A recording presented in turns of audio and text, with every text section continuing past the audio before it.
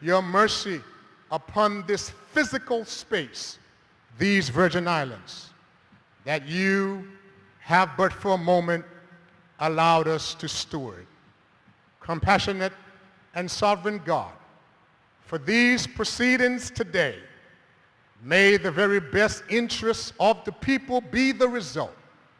In the name of our elder brother, Jesus the Christ, we pray, and everyone says, amen. Thank you. Please be seated.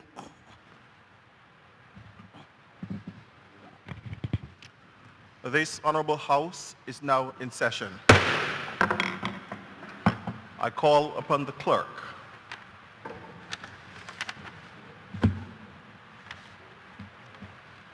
Item number 2.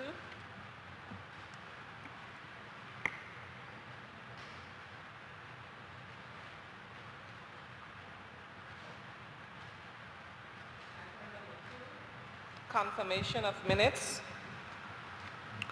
Honorable members, the question before the Assembly is to confirm the minutes of the meeting for Thursday, 16 April 2020 as circulated.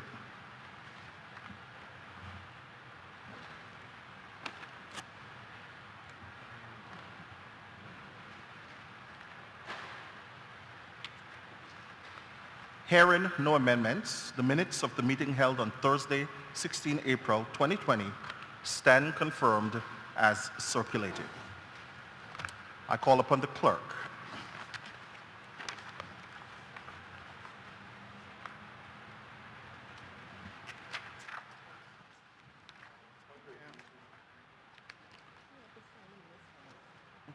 Honorable Premier, Yes. to be recognized. I'd like to make an amendment to the order paper of the day. Okay, one second, let me sign the minutes and Okay. then we'll have the Premier.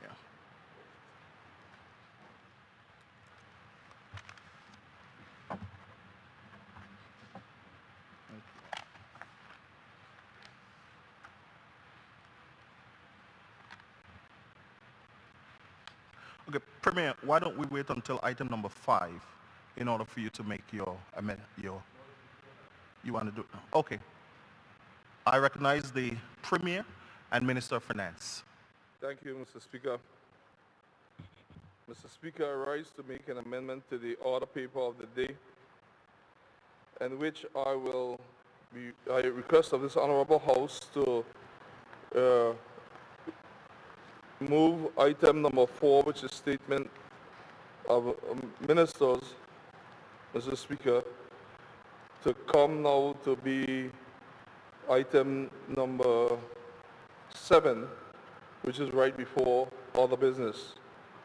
And Mr. Speaker, for item number 5 now will become 4, and all the other numbers will follow in sequence. So again, Mr. Speaker, to move statements by ministers to come now to be the new 7 right before item 8 with other business, and then to have item 5 now to become 6, and all the other numbers will follow in sequence. I also, Mr. Speaker, if you so please, I'd also like to now, well, let me have that amendment moved and seconded before I do the next amendment for the record first, please, Mr. Speaker. I move so. Yes, Mr. Speaker, I rise to second the motion. A motion has been moved to renumber the order paper, removing item number 4 to number 7. Those in favor? Aye. Those against? The motion carry. The order of the day is so renumbered. Premier. Thank you, Mr. Speaker. Mr. Speaker, I have one further amendment for the new number 4. As we have amended now, the new number 4, which is presentation of papers. That's the new number 4. Mr. Speaker, I will move the motion, and I'll say it very slowly so that we can get it, that the number 4, room A, Roman numeral 10, that's the X Roman numeral 10, will now be Roman numeral 1. And number 16, XVI, Roman numeral 16, will now become Roman numeral 2. And Roman numeral 17 will now become Roman numeral 3. Roman numeral 18 will now become Roman numeral 4. And Roman numeral 20, XX, will now become Roman numeral 5. And lastly, Mr. Speaker, in terms of shifting, Roman numeral 19 will now become Roman numeral 6. And if you go back to the beginning of the new 4A, then the 1 will become 7 and all the others will follow in the sequences of the numbers thereafter. Just for clarity, Mr. Speaker, allow me to say it again. Move the motion for the new number 4A to have Roman numeral 10 to now become Roman numeral 1. Roman numeral 16 to become Roman numeral 2. Roman numeral 17 to become Roman numeral 3. Roman numeral 18 to become Roman numeral 4. Roman numeral 20, XX, to become Roman numeral 5. And Roman numeral 19 to become Roman numeral 6. And if you go back to the beginning of the new 4A, where there was 1, that'll become 7, and all the others will follow in sequence.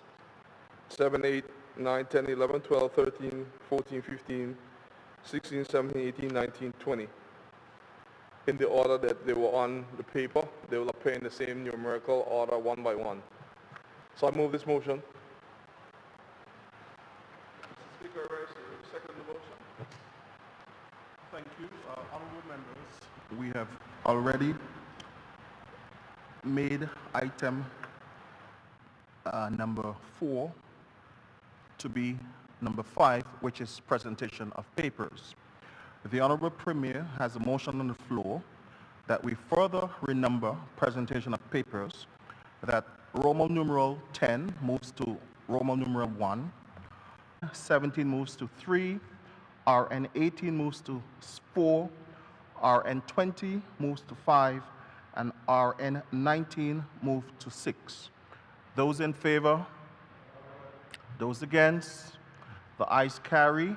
The order of the day is now amended. I call upon the clerk.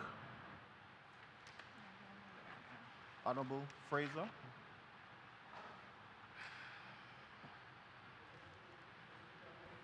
That has been a substantial amendment to the order paper. In order to follow, I need to have something to look at. I'm sorry? I didn't hear. It has been a substantial amendment to the order paper. Okay. In order for me to follow, I need something to look at. Okay, what precisely do you need, senior member? Well, if I'm looking at this order paper here right now, it's not on it. Well, the amendment has just been made. I know. So, can I have something to look at?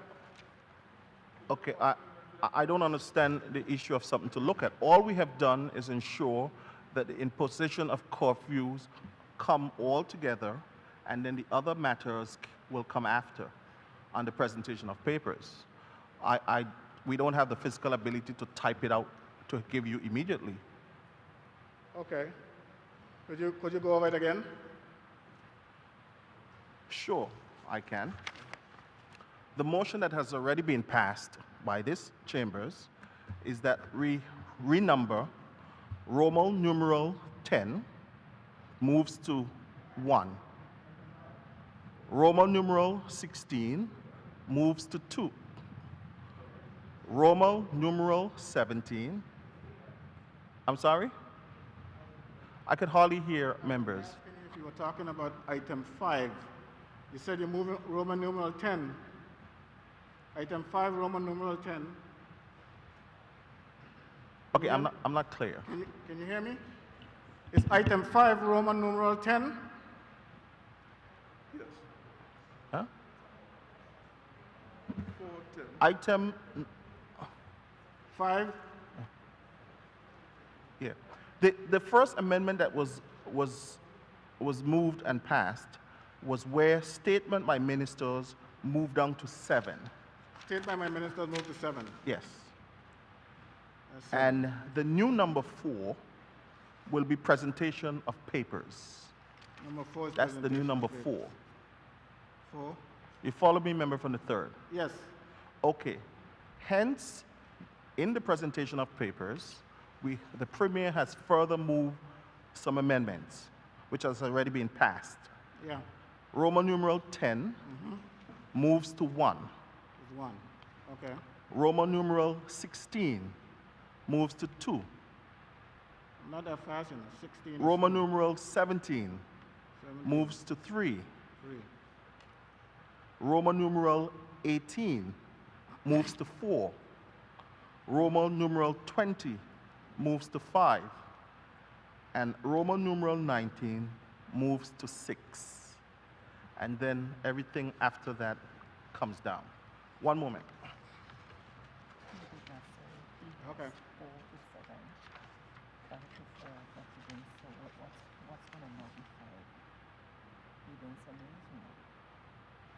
So what do you want to do? Is this going to be 5 now? Yeah, that's going to be fine. And then what is 6? Well, this will be 6. No, that's close. Sorry, Yeah. 6 and it goes down. But that's what I'm going to choose. I think it's a given.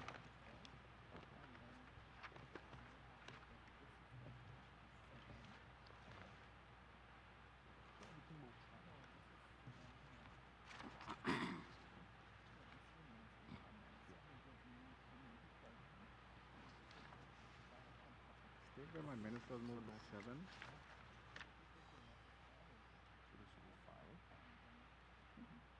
Outside temperature.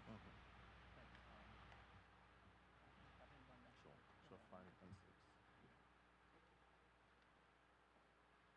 Okay, for further clarification, honorable members, on page 3, it means now that notices of motion given orally becomes 5, and public business, which was 7, becomes 6, just for further clarification.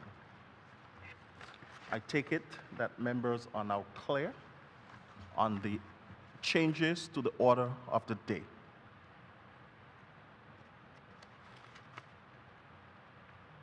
Having been satisfied that members are clear, I call upon the clerk.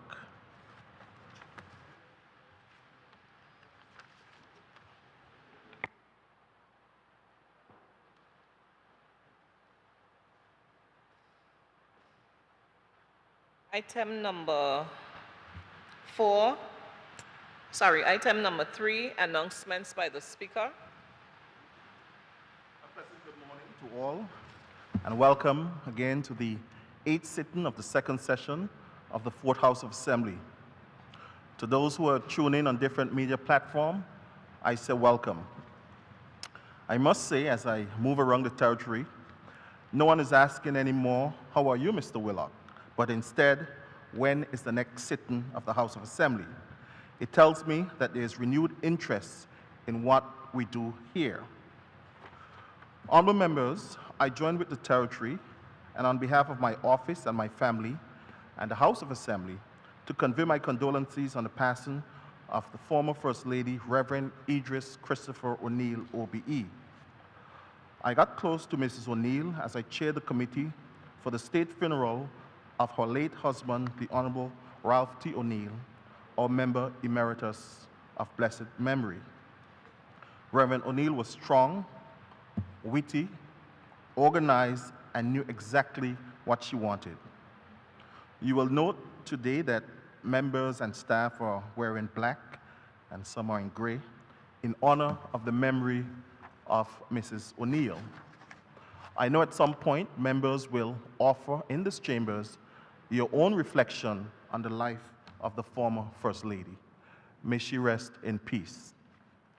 I am also pleased to announce that the Virgin Islands Youth Parliament activities are back on track with 2 upcoming workshops next month, along with the end of June launching date. I thank all Virgin Islands Youth Parliament Select Committee members for their support and the entire House of Assembly for your ownership of this project. And finally, I think it's important to place a matter on record. One of the mandates given to me by honorable members is to restore the respect and dignity of the House of Assembly. A part of that is understanding the concept of separation of powers.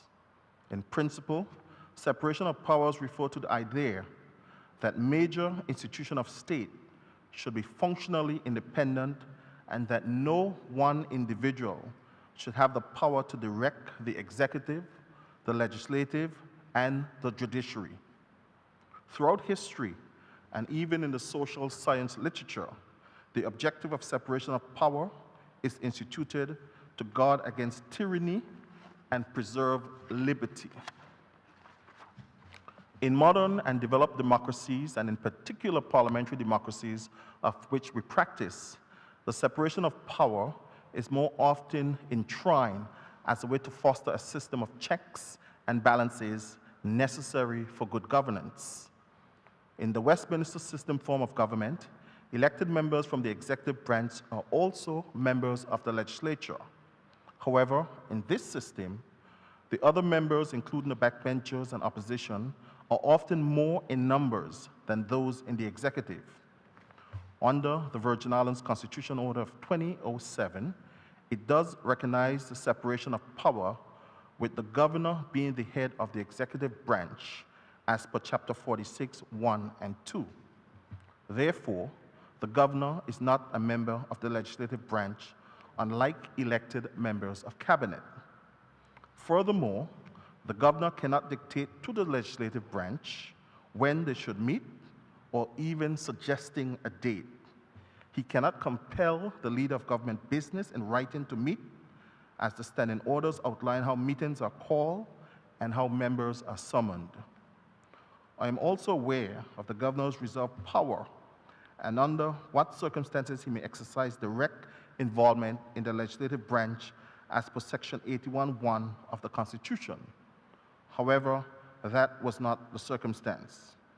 In correspondence to the Premier, dated 24th April 2020, the governor sought to strongly urge the House of Assembly to meet on 7 May 2020 in order for the statutory time period of 3 months is complied with as it relates to a report. This, I believe, was an overreach and an interference in the legislative branch, and I therefore place on record my humble view in this matter. I have written to His Excellency the Governor outlining my position, and I will therefore read into the record my letter. It's dated April 28, 2020, and the subtopic is the Auditor General Special Report into the Government Financing of BVI Airways Direct Flight to Miami. Greetings from the House of Assembly. As protocol is practiced, once a letter is copied to someone, it is usually for the purpose of information and must be handled by the addressee. However, your letter dated 24th April 2020 to the Honorable Premier on the above subject, copied to members of the House of Assembly, among others, has caught my attention, particularly paragraph 6. In your letter, you strongly recommended that the Premier convene a sitting of the House of Assembly by 7 May 2020 so that statutory deadline of 3 months is complied with, as it relates to the laying of the special report on BVI Airways financing on the table of the House of Assembly. I am aware of the spirit of the Virgin Islands Audit Act 2003, Section 20, subsection 1 and 2, and your role therein. However, the statute does not grant you the authority to direct or compel the House of Assembly to meet at a date you suggest. Firstly, Your Excellency, I know you have a deep appreciation for the rule of law and value very much the separation of powers as provided for in the Virgin Islands Constitution 2007. As a senior officer of the United Kingdom's Diplomatic Corps, I also know you need no lecture from the Honorable Speaker that there are three branches of government in the Westminster system of governance, which are the executive, the legislative, and the judiciary. While as the head of the legislative branch, I continue to consult with the leader of government business, Premier, as is required on bills, motion, and other constitutional required documents originating from Cabinet to be placed on the agenda of the order of the day. It is unusual that anyone will be suggesting a specific date for a House of Assembly sitting unless there is a conversation with the Speaker, which usually includes the clerk and the leader of government business. I have no intention of becoming involved in any disputes within the executive branch about dates when a report may have reached an officer. It is my goal that at the end of my tenure, I would have upheld the duties and responsibilities vested in my office, and I will have made meaningful contribution to institution building as it relates to the legislative branch. On that note, it's important to keep in mind that the standing orders which guide the House of Assembly sets out how House of Assembly meetings are called in Standing Order 10, Section 1, 4, and 5, time frame required for summoning of members, Standing Order 8, Section D, as well as the time frame required for members to receive documents, Standing Order 8, subsection E. In conclusion, I was encouraged to read in your letter of 24th April 2020 to the Honorable Premier of your absolute respect for the laws and the Constitution of the Virgin Islands and your commitment to good governance within the territory. I know I can speak for all 15 members of the House of Assembly in saying we also share your unequivocal commitment, and signed by the Speaker. With that said, I call upon the clerk. I recognize the Leader of the Opposition. It's on, yeah.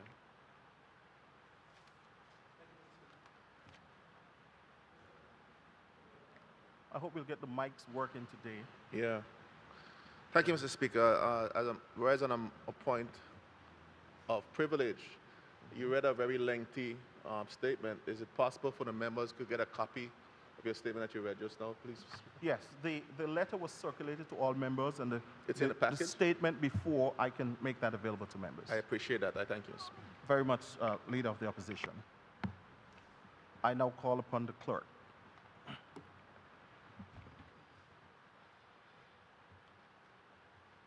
Item number 4, presentation of papers. I call upon the Premier and Minister of Finance. There you go. Thank you, Mr. Speaker. Mr. Speaker, I rise to lay on the table the following documents. One, statutory instrument 2020 number 48, a notice by the Financial Services Commission under Section 18(2) of the Financial Services Exceptional Circumstances Act 2020 extended the operation of the Financial Services Exceptional Circumstances Order 2020.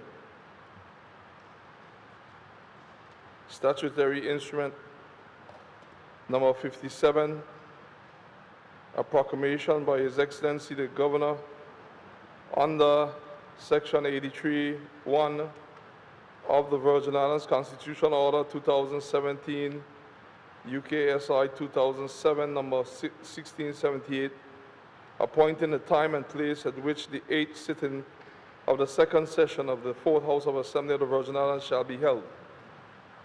3, Civil Registry and Passport Office, Annual Report 2017. 4, Civil Registry and Passport Office, Annual Report 2018. 5, and Mr. Speaker, you usually have allowed a preamble, but I cannot do any preamble on this one. Mr. Speaker, I can only lay this on the table, and I'll state with laying it, Mr. Speaker, that the Office of the Auditor General's report on government's financing of BVI Airways direct flight to Miami, and to state to this honorable House that I cannot say anything further on this matter, as we have been informed by the Commissioner of Police that this is now under a full criminal investigation. Mr. Speaker, 6, I want to do a preamble before I introduce this one, Mr. Speaker, but I will state what it is. It's a petition to the Secretary of State, Mr. Speaker, and if please allow me to do a preamble for the record of the House with this, Mr. Speaker, before I late. And Mr. Speaker, thank you for this opportunity to update members of this honorable House on this very important matter of your BVI government's petition to the UK government seeking the suspension or restructure of certain sections of the protocols for effective financial management. May I remind members and the public that your present government campaign on transparency and accountability in the lead up to the 2019 general elections. So there shall be no secrets on matters that affect the public's interest. This philosophy is very close to me as Premier. During my tenure in opposition and my term as leader of Her Majesty's loyal opposition, one of the hindrances I encountered was lack of access to pertinent information from the then government. Coming into government 15 months ago, I again found instances where very critical information and document could not be located to inform the government on the status of very important matters and to inform your government on how decision-making on those issues was to be approached. As Premier, I do not cry over spilt milk. I just apply a solution to the problem, and we move forward with the people's business, having lifted the standard. So today I'm tabling a petition to the UK Secretary of State for Foreign and Commonwealth Affairs by the Ministers of Government that calls for the total suspension or restructure of sections 20, 25, 26, 27, and 28 of the Protocols for Effective Financial Management signed on 23rd April 2012. The document was copied to the UK Minister for Overseas Territories and His Excellency the Governor by letter dated 6 May 2020. By tabling this document in the Honorable House, your government is being open with all our people who can now have access to the document, and they can read it and form their own informed opinions. We are also ensuring that any member of this House, present and future, will have access to this information. Mr. Speaker, it is no secret that prior to COVID-19, it was identified that conditions contained in the protocols were constraining your government from doing its job and from being able to access the resources to attend to the needs of the people. This was made public when your government visited London in September 2019 to hold discussions with the UK government officials on the UK's offer of loan guarantee for hurricane recovery. Even though your government opted to present a more manageable revised recovery and development plan, we still saw where the ratios in the context of recent international developments that were affecting the territory's income streams was still too constraining. In this regard, your government continued to bring this to the attention of the UK government officials and to make representation for these ratios to be reviewed. Recently, the people of the Virgin Islands recorded a small victory as the UK government moved from a position of zero negotiation on the subject to opening a small window for recalibration of how the ratios are calculated. It goes to show that you do not know what the response will be if you don't ask, and the persistence is important if you believe strongly in your case. These adjustments, which give us some additional latitude for borrowing, is based on your government's representation to the UK government between September 2019 and December 2019, which is before the advent of COVID-19. The Coronavirus Economic and Fiscal Stability Task Force, which was established in March this year, with the declaration of the coronavirus COVID-19 as a pandemic, examined the BVI's financial framework and reported its findings and recommendations in its report. The task force was chaired by the Financial Secretary. The task force report highlights the impact of the ratios on the territory's ability to access funds for providing relief to the BVI people in this COVID-19 pandemic. The report states, and I quote, "With central government's limited access to liquid cash, the only unallocated sources of funding are the reserve and contingency funds. Any meaningful attempt to implement even the immediate response measures will cause the BVI to run afoul of the liquid assets ratio in the protocols and be held in breach of the said protocols. In the absence of substantial grant support from the UK government to meet the immediate, medium-term and long-term response and economic stimulus programs, which become necessary as a result of catastrophic events such as the COVID-19 pandemic, the repeal of Section 20 and the review of Sections 25, 27, and 28 of the Protocols for Effective Financial Management, which constrain the BVI government's ability to access and generate funding, is required." End of quote. This is what the financial experts stated as their professional advice. The report further went to state that, quote, "Several conditions in the Protocols for Effective Financial Management signed and entered into on 23rd April 2012 inhibit the BVI government's ability to draw down funds from the reserve fund to assist in ensuring that public services continue as government revenue is reduced. They also obstruct the BVI government from raising loan funding and expeditiously implementing projects that are critical to the economic stimulation program." End of quote. It identifies 5 sections of the protocols that constrains the BVI government with respect to drawing down from the reserve fund, timeframes for implementation of projects involving major expenditure, and accessing loan funding, among other constraints. Your government made representation to the UK government through His Excellency the Governor regarding the urgency for the total suspension or restructure of Sections 20, 25, 26, 27, and 28 of the protocols. This request is now supported by the petition which has been tabled today. The petition in summary seeks to explain why Sections 20, 25, 26, 27, and 28 of the protocols must be suspended or restructured accordingly. The documents point out the impact of global issues on the economic forecast of the BVI. Changes in the global exacerbate climate hazards and amplify the risk of extreme weather disasters.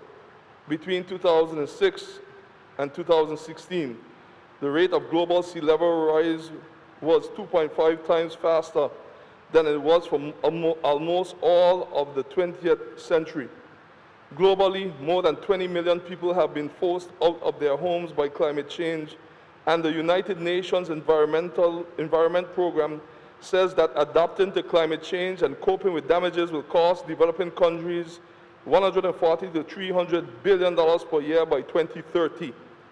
Beneficial ownership, open registry requirements, and economic substance are having a direct impact on the BVI's financial services industry, which is one of our main economic drivers. The impact of COVID-19 on the domestic and global economy in just about 3 short months are well known to all by now. Brexit. Brexit will affect the BVI's relationship with the European Union, and challenges are seen in accessing funding and support through the other EU programs and facilities, such as the European Development Fund, EDF, and the European Investment Bank, as well as retaining access to other European programs of benefit relating to the environment, education, and training, among other issues. Mr. Speaker, the petition also addresses the situation where the BVI, by geographic location, is predisposed to certain types of catastrophic events, which have required the BVI taxpayers to seek substantial loans from time to time. We have our most recent experiences with Category 5 hurricanes Irma and Maria in 2017, which cost the territory 3 times our GDP in damages. Now we are faced with COVID-19.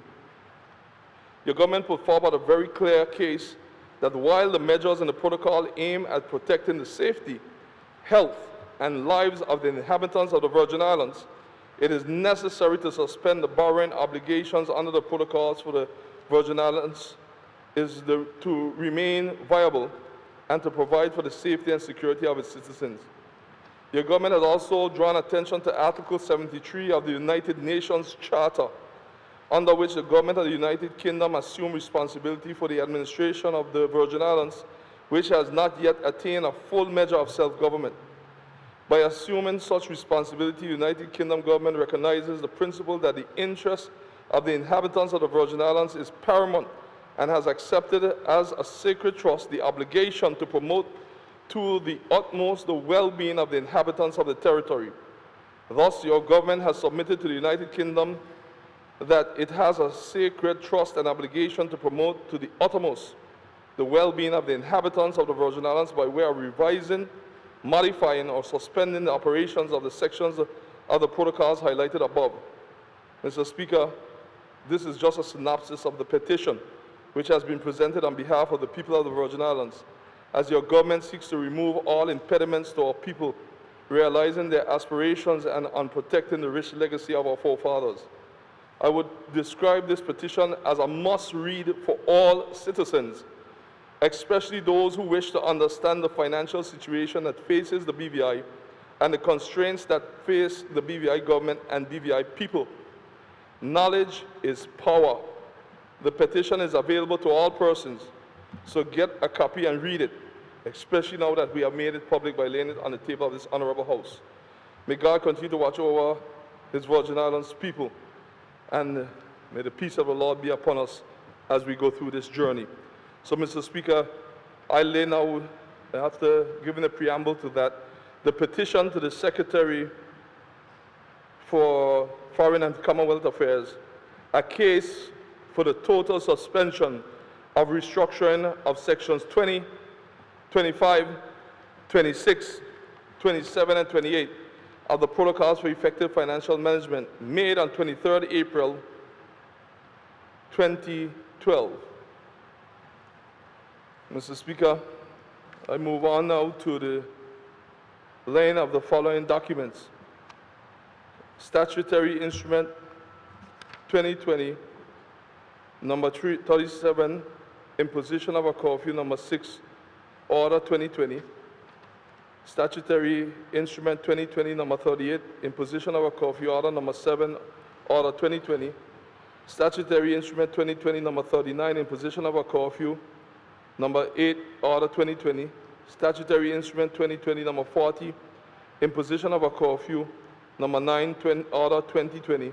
Statutory Instrument 2020, number 41, Imposition of a Curfew, number 10, Order 2020. Statutory Instrument 2020, number 42, Imposition of a Curfew, Order number 11, Order 2020. Statutory Instrument 2020, number 43, Imposition of a Curfew, number 12, Order 2020. Statutory Instrument number 2020, number 44, Imposition of a Curfew, number 13, Order 2020. Statutory Instrument 2020, number 46, Imposition of a Curfew, number 14, 2020. Statutory Instrument 2020, number 49, Imposition of a Curfew, number 15, Order 2020. Statutory Instrument 2020, number 50, Pioneer Services and Enterprises Aquatic Rentals Limited, Order 2020. Statutory Instrument 2020, number 51, Imposition of a Curfew, number 16, Order 2020. The Statutory Instrument 2020, number 55, Imposition of a Curfew, number 17, Order 2020.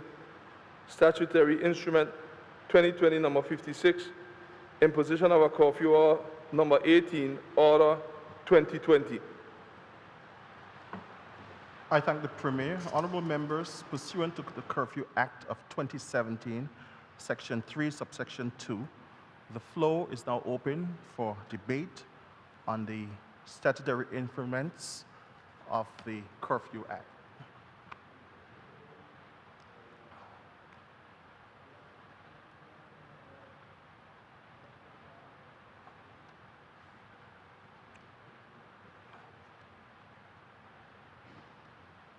I recognize the Leader of the Opposition and member for the 8th District. Just for clarity, Mr. Speaker, so each of the actual instruments will be debated. You can debate each of the instrument, or you can do it collectively. But we'll have to introduce them one at a time if we're going to debate each of them. Because members might opt to debate one in the middle, one at the, So doing this in a lump sum, it doesn't give members the Well, opportunity to debate the ones they want to debate. Even if the Premier introduced them one by one, it doesn't change even the collectiveness of them. They're there. All members would have copies of what was signed by the governor. So This don't make sense. you can debate each by itself. You can debate the first one alone and then advise us you're moving on to the second one. You can start with number 6, you can start with number 7, you can start at number 13.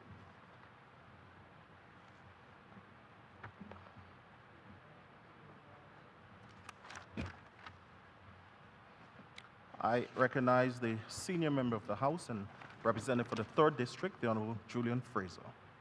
Mr. Speaker, the proper thing in my view is for each one of these instruments, as they are called, is for you to open the floor for debate. And if any member wish to debate it, they so do. Again, my point is the Premier have read the instruments collectively. It does not prevent members wishing to debate from saying, I wish to speak on curfew number 6, or I wish to speak on curfew number 8. You're suggesting that the Premier must lay them one by one, and then the floor is open for members to debate.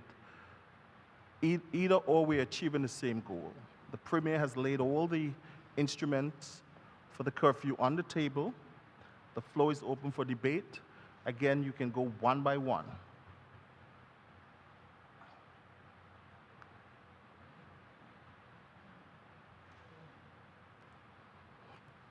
You can start at number 14, you can start at number 17, you can start at number 15, you can start at number 6.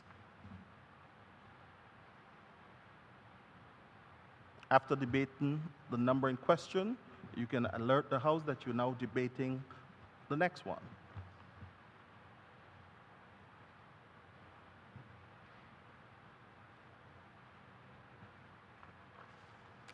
The floor remains open for debate on the imposition of the curfews.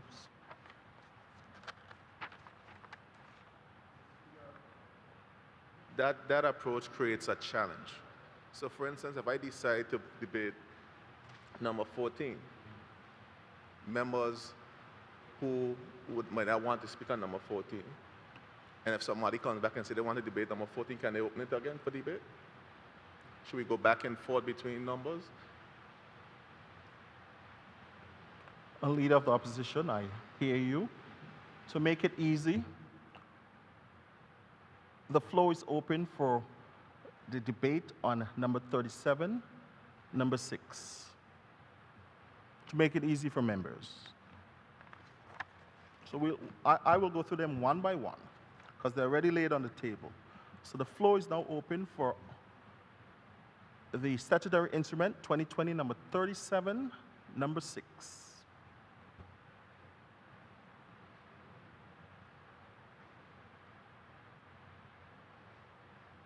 Haven't seen anyone wishing to speak.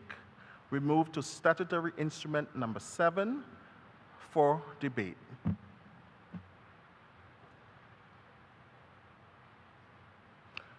I recognize the member for the 2nd District, the Honorable Melvin M. Turnbull.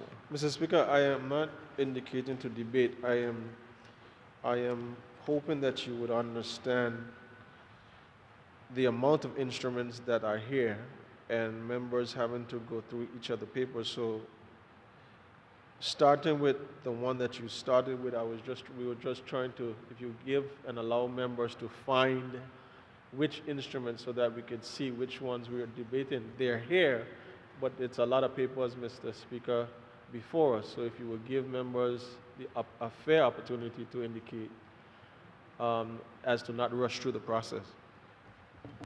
Well, on Tuesday, you will agree with me, member for the 2nd, that all 13 or 14, including the Attorney General, members had their papers. So I am not here to rush the process. Remember, my role is just to be the referee. So members would have already gone through the instruments and would have already decided upon which they wish to raise concerns or engage in a debate. I call out the first one as requested by the leader of the opposition. There was no person wishing to debate.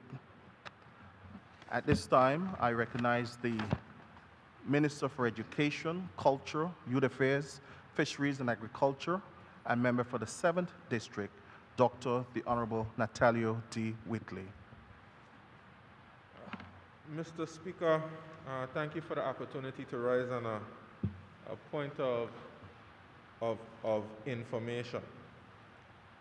There's nothing in the standing orders that suggests that these curfew bills have to be debated one by one. And from my recollection, there's nothing in the Curfew Act that says they have to be debated one-on-one. Now, I would humbly suggest, Mr. Speaker, that the members simply rise and debate however many they would like, as to not prevent the House from dealing with the important matters that it has to deal with. They can look at whatever order they like, and they can make their contribution, as opposed to trying to find which one says what. They seem somewhat confused as to which one they want to debate or what they want to say about each order. I would humbly suggest, Mr. Speaker, that we get on the business of debating the Curfew Acts. There's nothing that I can recollect, and members can rise and correct me if I'm wrong, but I don't see anything saying that these have to be debated one by one. Thank you, Mr. Speaker. I thank the Minister for Education, and you are correct. There is nothing, but in my always wanting to facilitate both sides, I have yielded to allow members, if they wish, to debate the Curfew Acts one by one.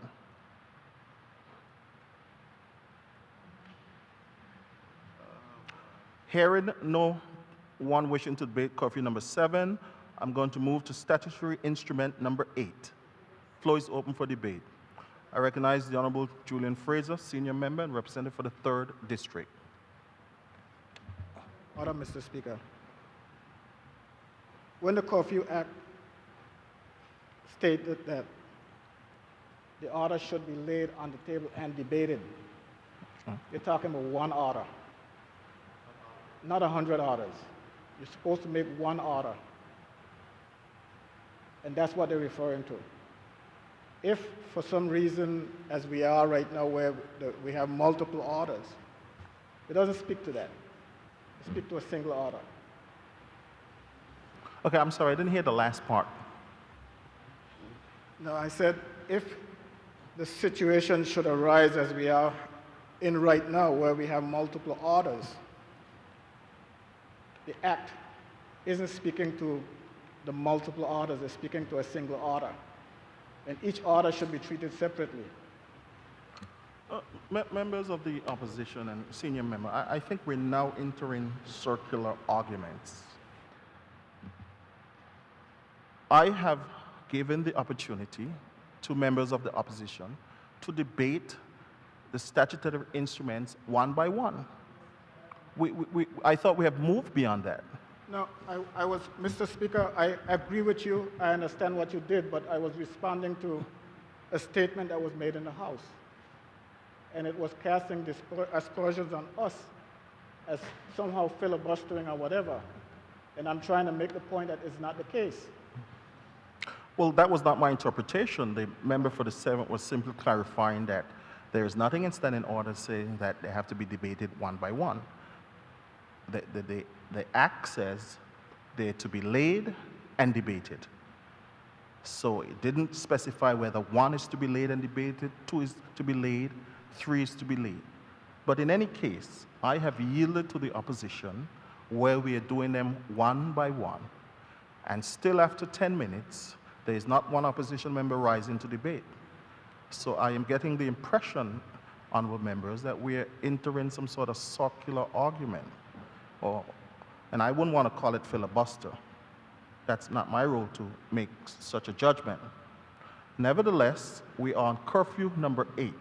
Is there any member of this chamber wishing to debate curfew number 8?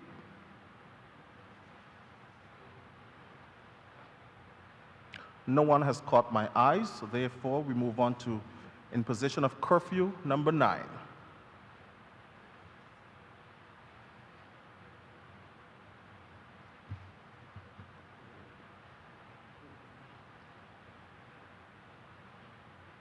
No one has so indicated. Honorable members, the floor is open for debate on curfew number 10.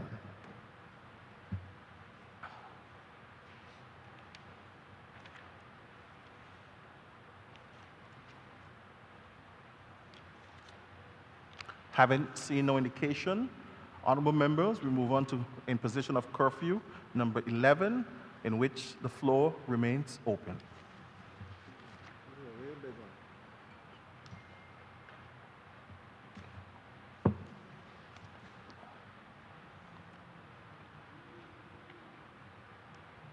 Haven't again seen an indication of any member wishing to debate, we move to statutory instrument number 12.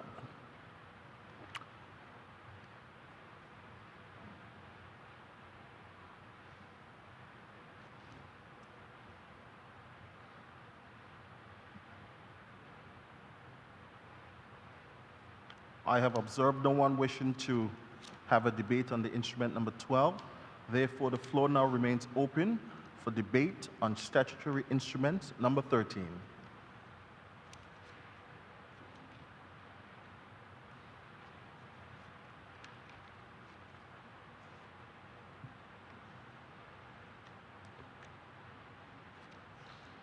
No one have caught my eyes on number 13. Honorable members, the floor is open for debate on statutory instrument number 14.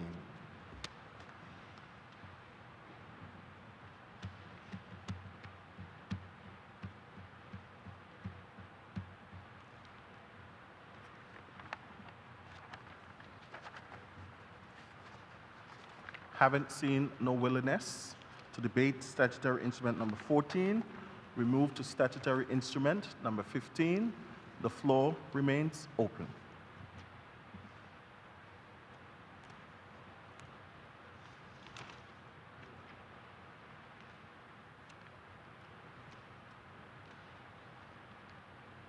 And Madam Clerk or Deputy Clerk, if I miss anyone, please so indicate. That's any member wishing to speak, that is. Hearing or observing no member wishing to speak on instrument number 15, we move to instrument number 16.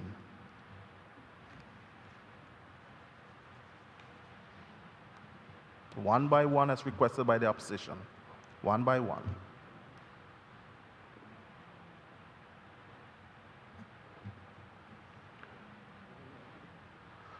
Haven't seen no indication. Honorable members, the floor is open for debate on statutory instrument number 17. I recognize the Minister for Natural Resources, Labor and Immigration, and member for the 9th District, the Honorable Vincent O. Whitney.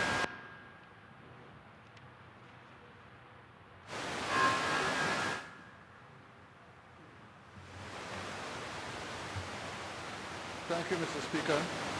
I just would like to say a few words on the imposition of curfew. Okay, there seems to be some interference with his mic.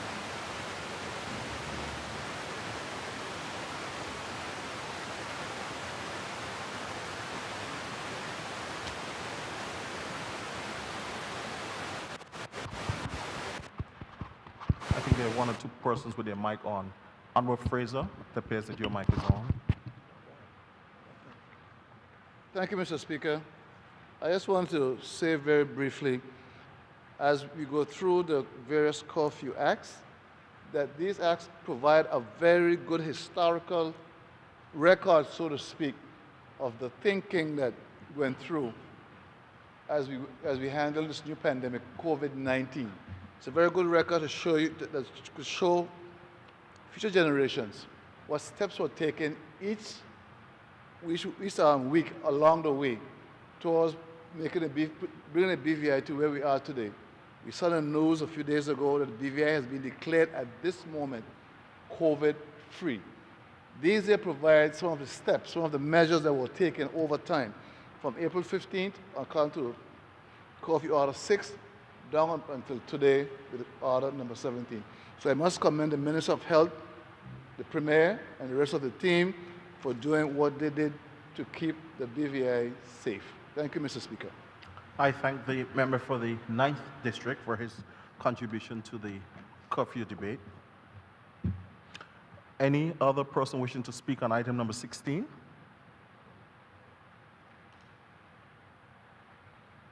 Haven't seen any. We now move to number 17. Floor is now open.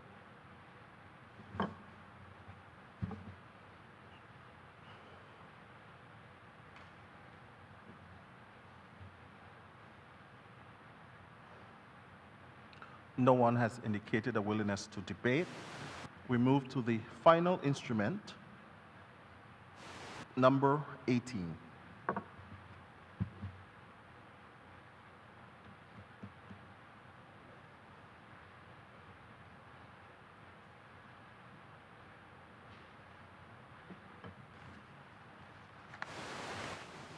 The floor is now closed on the debate. As per the Curfew Act of 2017, Section 3, subsection 2. I'm sorry? Oh, I apologize. I recognize the senior member of the House and representative for the 3rd District, the Honorable Julian Fraser. Mr.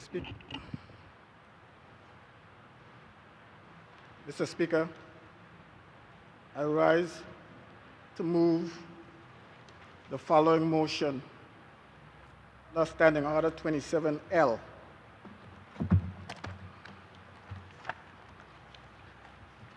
Regarding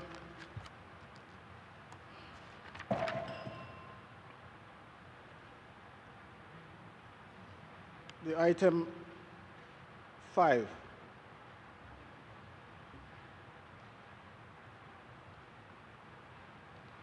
Mr. Speaker, whereas Section 20, subsection 1 of the Virgin Islands Audit Act 2003 provides that the Auditor General may prepare and submit a special report to the Governor if he is satisfied that there is a matter that should be brought to the attention of the Governor. And whereas, in the case of the December 7th, 2015 agreement between Castleton Holdings Limited, or LLC, Colchester Aviation LLC, BVI Airways, and the government of the British Virgin Islands, the Auditor General has become satisfied that there was a matter to be brought to the Governor's attention. And whereas the Auditor General has prepared such special report and has, at or around January 27, 2020, submitted it to the Governor. And whereas Section 20, subsection 2 of the Virgin Islands Audit Act 2003 provides that the Governor shall, within 3 months of the receipt of the special report, cause the report to be laid on the table of the House of Assembly. And whereas the special report of the Auditor General is being tabled in this Honorable House today, May 28, 2020, a full month and 1 day past the statutory deadline.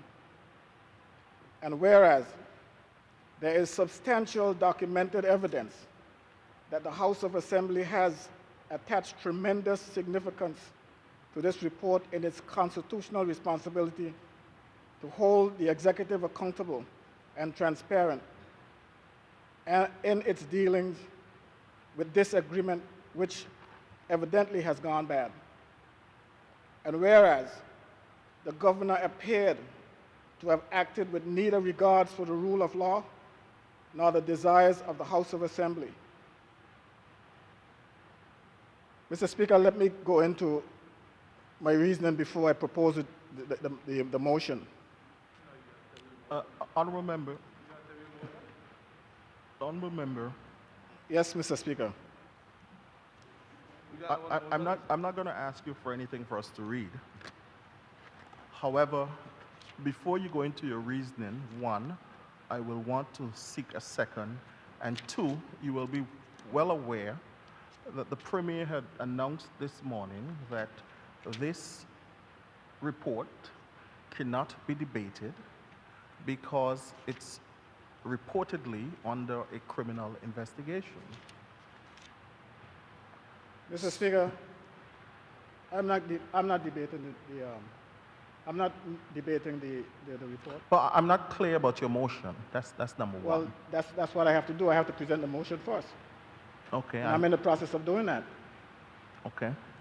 So let me give my reasoning behind Okay, and I understand my motion. that. But even And before you give your reason, I'll allow you to give your reasoning. I just want to say to you that that matter was already dealt with previously as to whether the report, after it's been laid, whether it can be debated. And you will also be aware, Honorable Fraser, as a veteran of this institution, that under Standing Order 14A1, once a report is laid immediately, it cannot be debated. That was in the 2016 amendment. However, I will allow you under privilege. We will hear you out. Mr. Speaker, I refer to Erskine May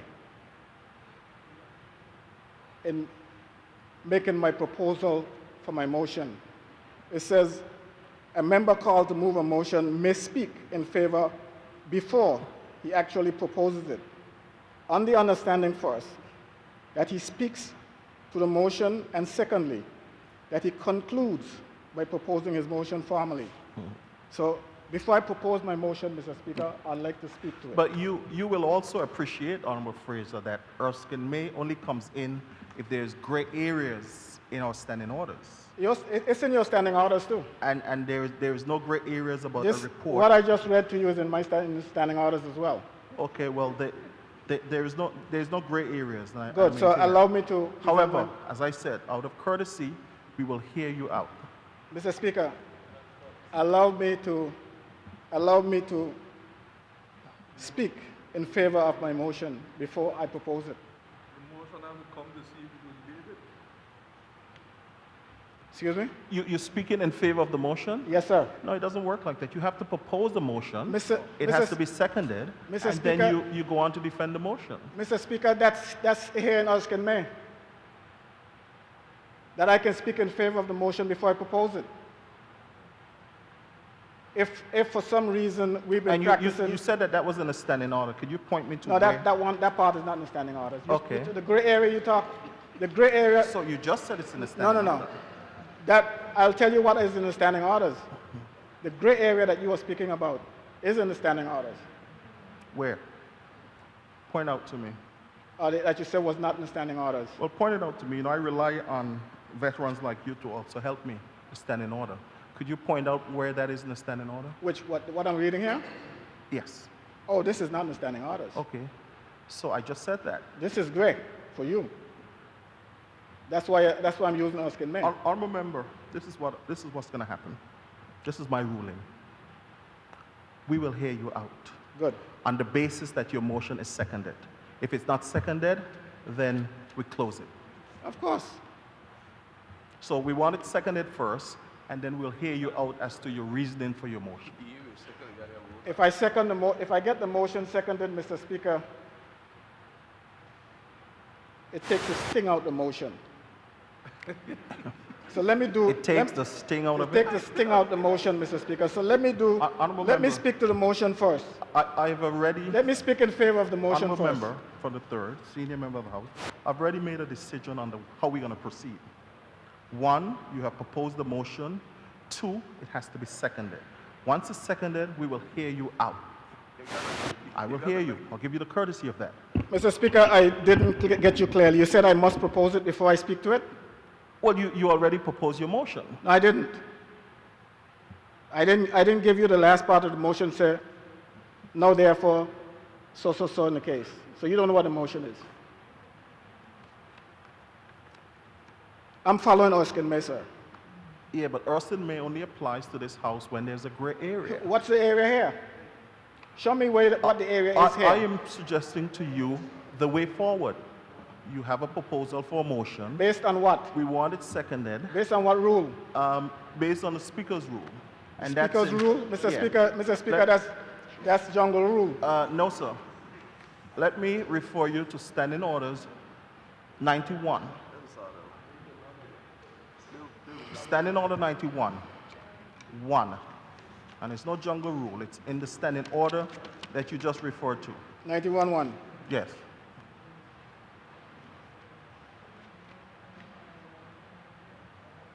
Okay. So, you have a motion. I thought you were going to read it. No, I'm not. 91-1. Yeah, you have a motion. The Speaker is responsible for ruling whenever any question arises as to the interpretation and application of a standing order and for dealing cases not otherwise provided for. Mr. Speaker, I expect the Speaker to refer to Erskine May. I think the clerk should tell you that you need to You refer to expect, Erskine. I said Erskine May only applies when there's gray areas. This area is great for you. Okay, but I'm guided by the standing order. It's no gray area. You've made a proposal. 91-1 does not overrule Erskine May, Mr. Speaker, because we are a parliamentary democracy and we want to practice parliamentary democracy. Honorable Member for the 3rd District, the way forward is you have proposed a motion. You have to garner a second. If it's not seconded, then we will have to close it. Mr. Speaker, the least important thing right now for me is to get a seconder for this motion. I believe that everybody would second this motion. We will hear you out once the motion is seconded. Okay. So notwithstanding the backdrop that we even really can't debate this matter because of one, standing order that I just quoted, and again, I refer you to standing order 14A1, and 2, the matter raised by the leader of government business. So we should not even be debating, but I'm presenting a courtesy. So we're throwing out Erskine May. Erskine May applies when there's a gray area. And I've said that 3 times. And you're the bridge between Erskine May and the standing orders? All standing orders passed in this honorable house. That's the bridge, not the Speaker. I'm guided by the rules of the House. This is the first time, Mr. Speaker, that I have ever heard something like that. Well, there's a first for everything. One could make that argument. It's the first for everything. But Mr. Speaker, I think when you're not right, you resort to this guy. This is. Well, I don't know about right or wrong. It's a matter of interpretation. I have said to you, Erskine May is used when there's gray areas in our standing order. There is no gray area in the standing order. Let me get your ruling now. Since there's no gray area, tell me the ruling that what you're following that prohibits me from speaking to my motion before. But honorable member, no one is prohibiting you from speaking. I've outlined 3 things. 1, if you have a motion to present, it must earn a seconder. Once there is a seconder, we will hear you out on the reasons for your motion. 3, you are well aware that the report laid on the table by the Premier in regards to BVI Airways cannot be debated because 1, it will violate standing order. Mr. Speaker, and I am not. quoted the standing order. And 2, the Premier has reported that this may be a matter of a criminal investigation. Mr. Speaker, did you check standing order 27L? You said read standing order 27L. Let me read it for the avoidance of doubt, because you keep referring to this report, and the report has nothing to do with my motion, Mr. Speaker. It says a motion arising out of any item of business made immediately after that item is disposed of. 27 what? L? 27L. This is, you got to read from the top of 27. Why? Unless standing orders otherwise provide, notice shall be given of any motion which it is proposed to make, with the exception of the following. And I go to L, with the exception of the following. Okay, I'm not seeing that. 27L. Yeah, I'm not even seeing that in my. You see it?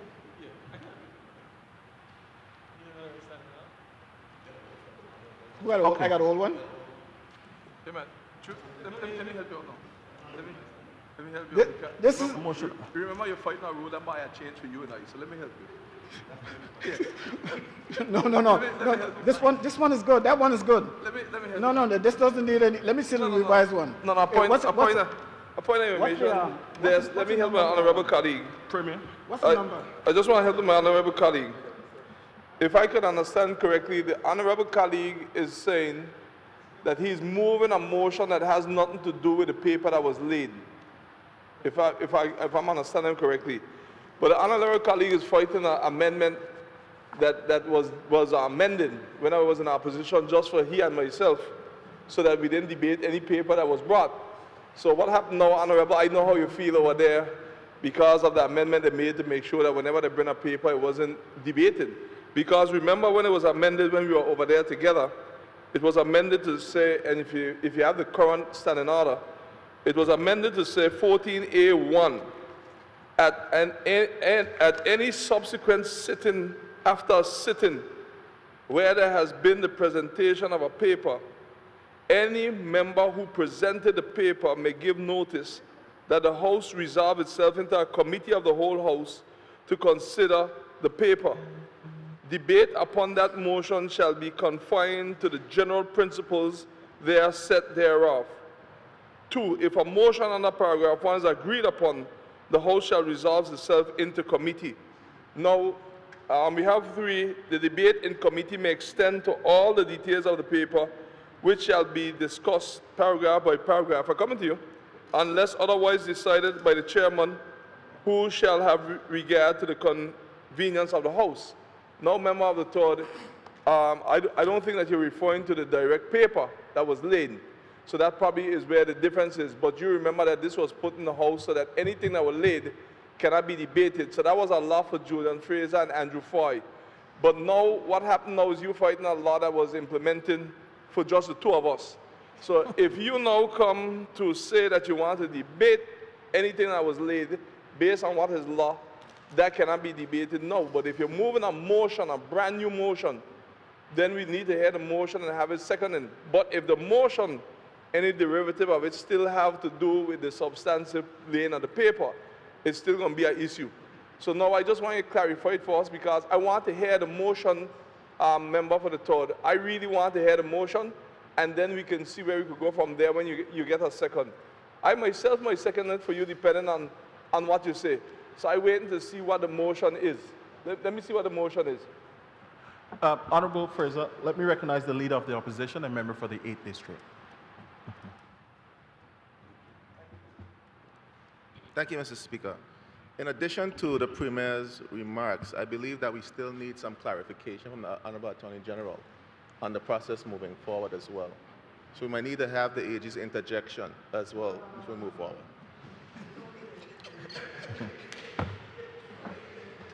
Okay. Honorable members, I have decided on a way forward. If the Honorable Fraser's motion has a second, we will hear the reason for his motion, notwithstanding that anything to do with this paper cannot even be debated today. And I quoted again the same thing the Premier said, Standing Orders 14A1. And in addition to that, the matter raised by the Premier of the possibility of a criminal investigation. So, again, out of courtesy, If he gets a seconded, we will hear him out. But the backdrop to it remains, it cannot be debated today because it's a violation of standing orders. Mr. Speaker. Honorable Fraser. Thank you. Mr. Speaker, let me just give some backdrop to this whole thing. This morning, I'm at home and I heard my wife say, not again, not today. What's the problem? The power is off. And it's thundering and raining. And I made myself available to this house today, despite all that, to come here for this. Had it not been for this, Mr. Speaker, I might still be at home right now. This as in what? This. I came here for this. Oh, your motion? And I did my homework. And you know, Mr. Speaker, I have all the respect for the position you hold as Speaker of this Honorable House. But what I'm fighting for here, Mr. Speaker, is the institution. Not for me to be able to move my motion for anything else, but this institution, Mr. Speaker. That's what I'm fighting for right now. And in the past, traditionally, when there's an issue in this Honorable House regarding procedures, we refer to Erskine May. All I'm saying to you, Mr. Speaker, is that I am the mover of this motion. And I am the one who's going to propose the motion. Everyone is dying to hear what the motion is. But before I propose the motion, Mr. Speaker, Erskine May gives me the option, the ability, the authority. Well, you got the authority. But the right, Mr. Speaker, to speak to the motion before I propose it. And that's all I'm asking for. And I told you, Mr. Speaker, that it was 27L, and everybody's saying they can't find 27L. I must be looking at the old standing orders. But it's in the new standing orders at 27L. It's italics, italicized, the L is italicized. So it might look like an I or something else, but it's an L, 27L. I am not going to debate the paper that was laid on the table, Mr. Speaker. And for the avoidance of doubt, Mr. Speaker, I'm glad the Premier got up and intervened. And he knew exactly where the new standing order came from and why it was there. And he read the new standing order. And I want to make sure that everyone knows that that document that was laid on the table can never be debated in this House of Assembly. If you read it again, you will see it can never be debated based on the way it's written. It has to go to a committee. It gets debated in the committee, but not in here. So that's the fallacy in that whole piece of that standing order that we revised. What I am doing, Mr. Speaker, if you allow me to do what I am supposed to be doing, I will. You, Mr. Speaker, has the last word, but all I'm saying to you is this. And I'm going to read it again, Mr. Speaker. Honorable Fraser, I think there's an intervention from the Minister of Education. So I'm going to recognize. Point of information, Mr. Speaker. I really and truly, I really don't want to be accused of having the opposition saying that we didn't let them get through, and I understand your stance.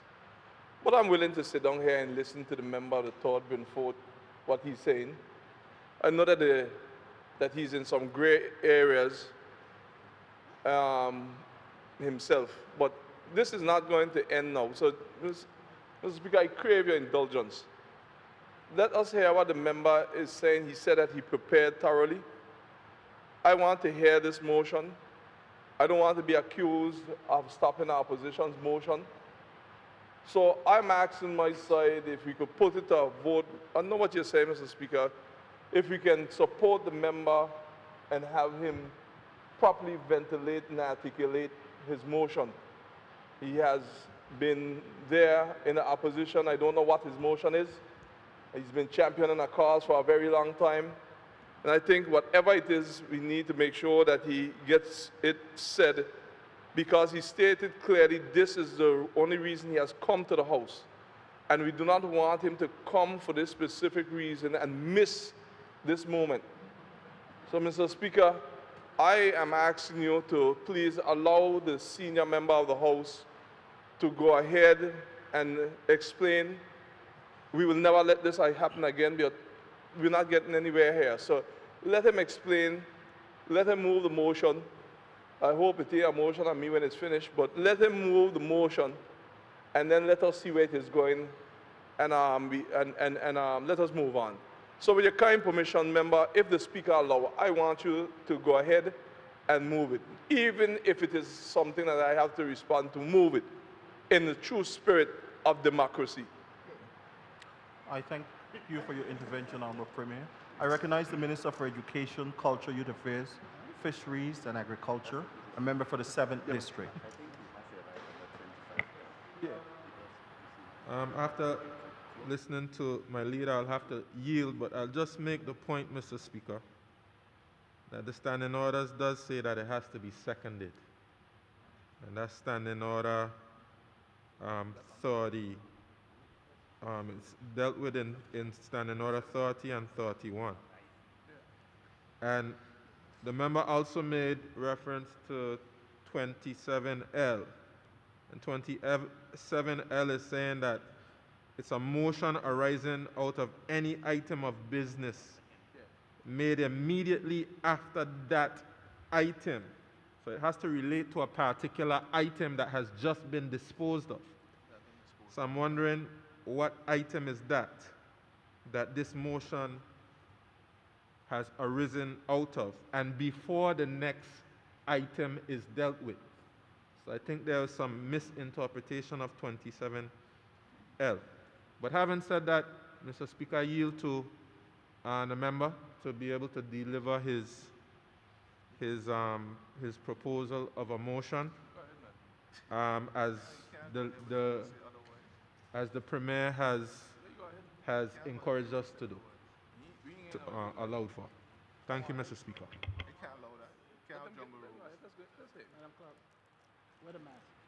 Seems like I'm having mic problems again.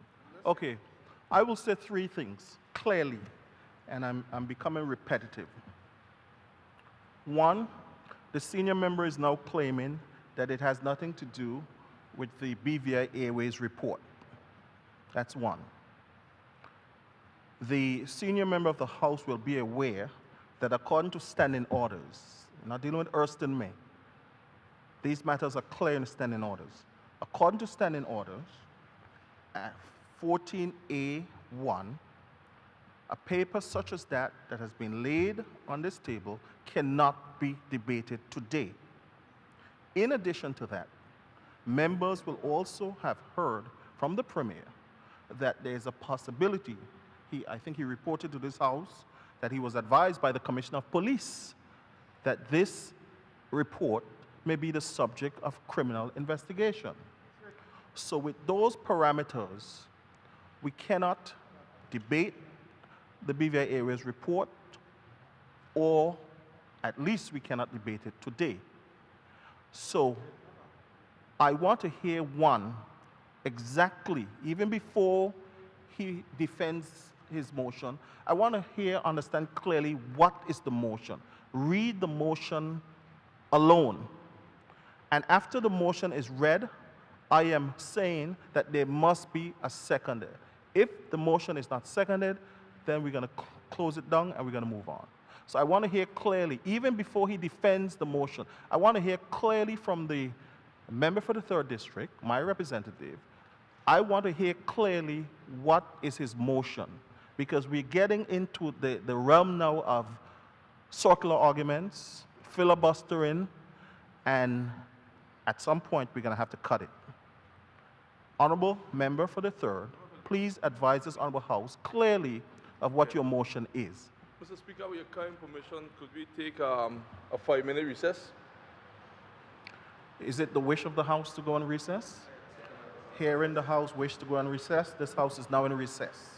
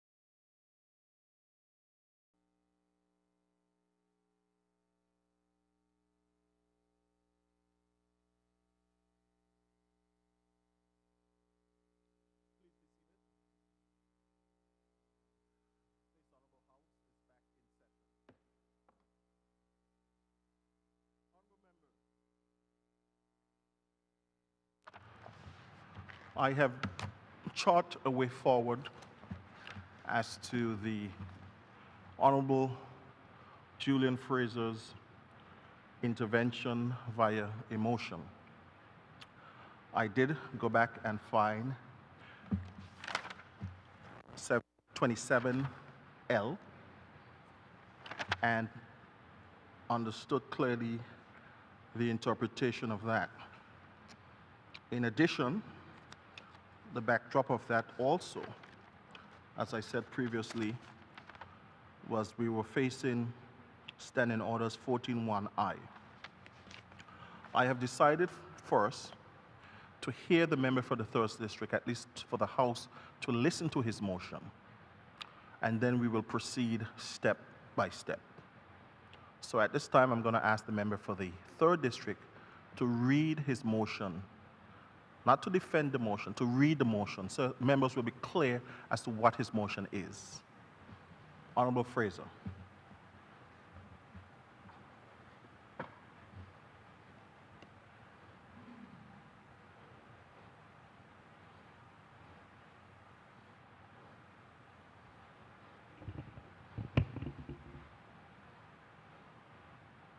Mr. Speaker, based on what you were saying, I want to get two things clear. The first one I want to get cleared is the provision in Erskine May. You overrule it. You're not accepting that. That's the first one. And I can answer you item by item. There is no need for Erskine May in this situation because the standing orders adequately covers how to deal with a situation like this. Mr. Speaker, standing orders talk about a motion being seconded. Yes, it has to be seconded in order to be debated. If it doesn't get a second, then it doesn't get debated. We're not there yet.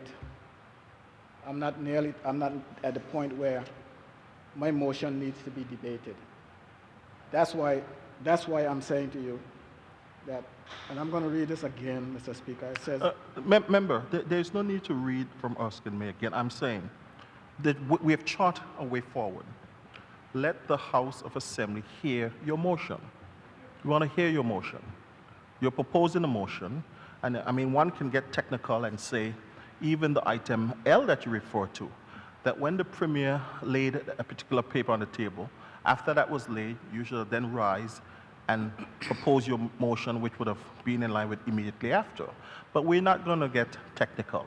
My aim has always been to facilitate members as much as possible within the rules. So all I'm saying to you, Honourable Member, is let the House hear your motion. Let's hear the motion. Not defending the motion. Just let's hear what the motion is. You made a good point, Mr. Speaker, and it's something that I wrestled with, and I want to make it clear. I want to get it cleared. You just said that when the Premier laid the item on the table, the paper on the table, I should have rise at that motion, at that point, to present my motion. Mr. Speaker, item L. A motion arising out of any item of business made immediately after that item is disposed of. Now, what do you refer to as what's your definition of an item? When on the order paper, the item says item 4, well, we change it now. The order paper has been changed to read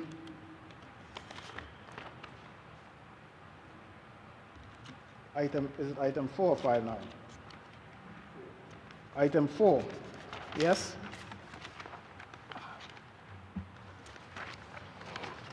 So when Standing Order L, 27L says a motion arising out of any item of business, am I supposed, shouldn't I wait until we dispose of item 4 in its entirety, or should I rise after item 4, whatever paper was laid on the table? Assuming that your motion is related to something that the Premier laid on the table, it is. Then you would have risen immediately thereafter. But I'm gonna be flexible on that again, and okay. we don't want to continue. That is something that I wasn't Yeah. 100% Yeah, show off. immediately after is what it says. If I wanted to challenge the fact that Immediately. it says item and Yes. then the clerk announced And she that's says why- item 6, item 5. And that's why the standing order is numbered, so we'll be clear about items that we're discussing. So you see, there's a reason for everything. Okay, but we have agreed now, member for the third, senior Okay. member of the House, that the House will now hear I'll read the entire motion. your motion, yes. I'll read the entire motion. Okay, and then we'll So I have to start over. We'll move to step 2 after that. I have to start over for effect. Okay, start over with your motion.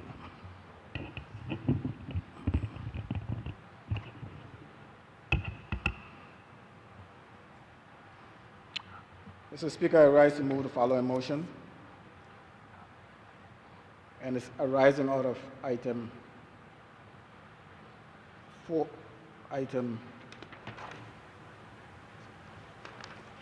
item 4, 5, on the order of the day. Whereas Section 20, subsection 1 of the Virgin Islands Audit Act 2003 provides that the Auditor General may prepare and submit a special report to the Governor if he is satisfied that there is a matter that should be brought to the attention of the Governor.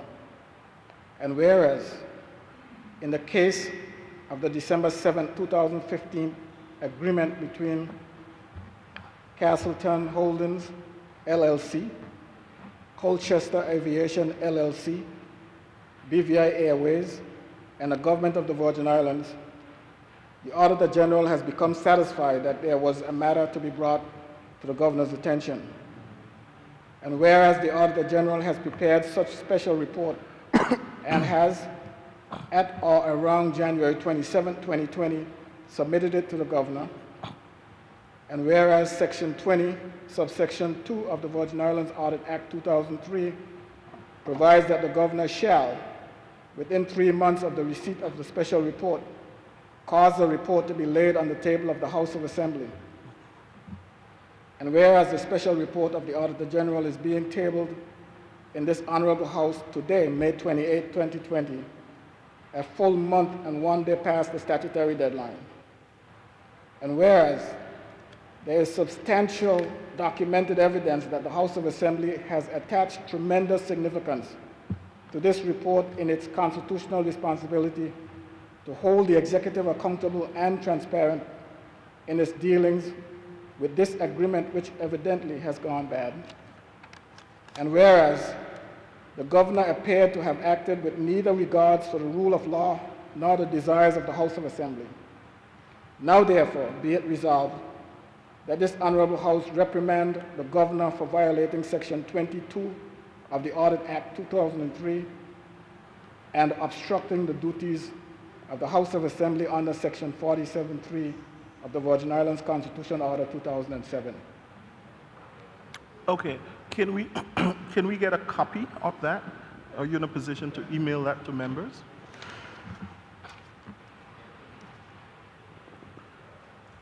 Okay, we have heard the motion presented by the member for the 3rd District. Before he defends his motion, I'm going to ask that it be seconded. If it's not seconded, then it brings an end to his motion. I recognize the member for the 2nd District. Mr. Speaker, I rise to second his motion. Okay. How many copies do you have of your motion? Look, you're getting one. I could give you as many copies as you want by electronically, but I only Okay, have we one. can get 20 I have cop- one 20 hard one copies. because I know you were going to ask me for it. Okay, if he has it electronically, if you can email it to me or the clerk, and we'll get it to members. I say, you want this? Or even WhatsApp. Sure. Yeah, You want this? Yeah, I need to see that. I need to see the motion. Have it physically in front of me.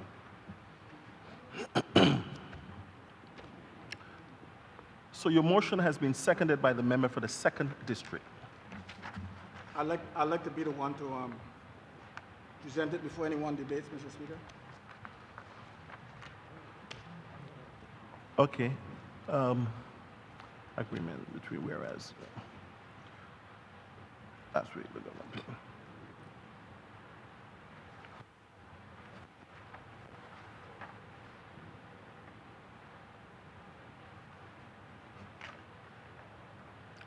Okay, so it's more or less about the governor's violation More or of the, less, that's all it's about, Mr. Speaker. of the 3 months rule. Okay. Okay. So it's in line with my statement. Okay. A motion has been moved and seconded.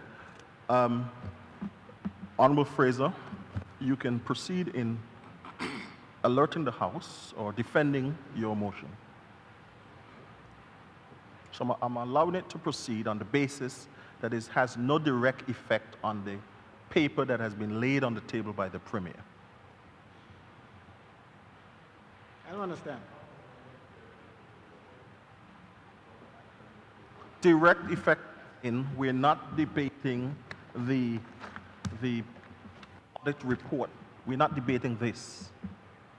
Well, as I go through my presentation, you can look in the audit report and see if anything is in there. From what I'm saying, because I know I am not saying anything that's in there. Well, that's what I'm saying. I want the House to be clear. I'm not referring to that in any way, Oh, shape, yeah, or form. yeah. Okay, we're on the same page, Honorable Fraser.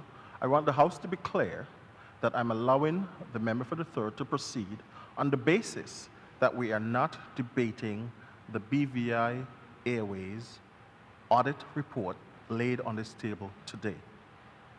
So on that basis, member for the third, you may proceed to defend your motion, which has been duly seconded. The floor is yours, sir. Thank you.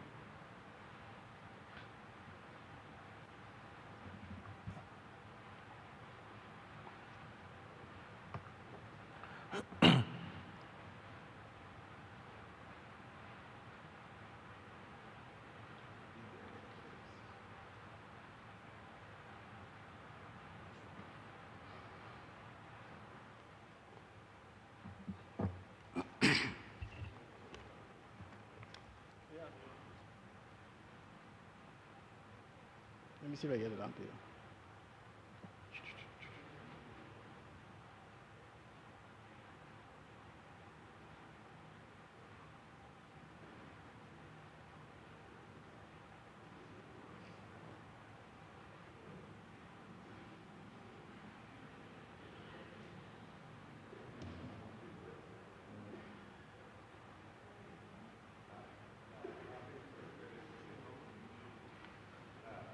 How much time does the senior member require to start his debate? I'm trying to send the stuff to you, Mr. Speaker, Okay. electronically. He's trying to send it to the members. Okay. Very well appreciated.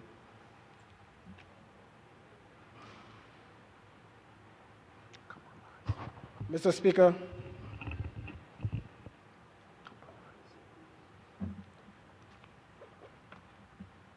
the Audit Act requires that provides for the Auditor General to prepare a special report if he or she is satisfied that there is a matter that should be brought to the attention of the governor.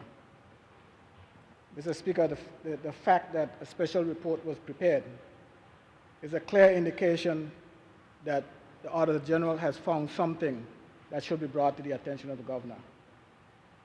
I don't know the specifics, whether the Auditor General states specifically that what the findings were, but the mere fact that something was prepared indicates that something was found.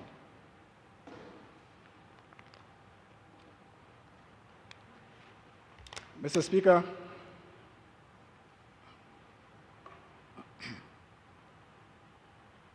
in speaking of this particular report that the governor decided to withhold from this honorable House,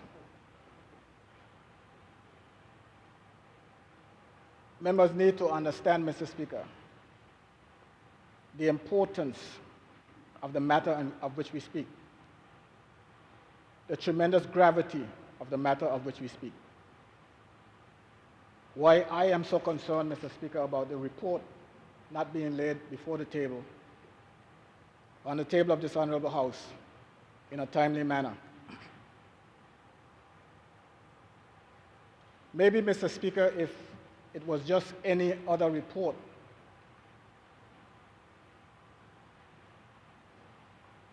my concern may not be as great as they are. But, Mr. Speaker, I am cognizant of a pattern that seems to have been developing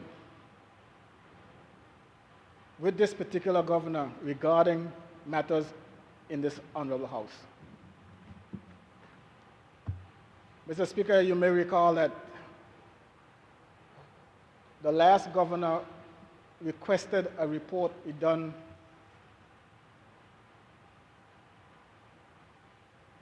As a matter of fact, the last governor submitted a report to the police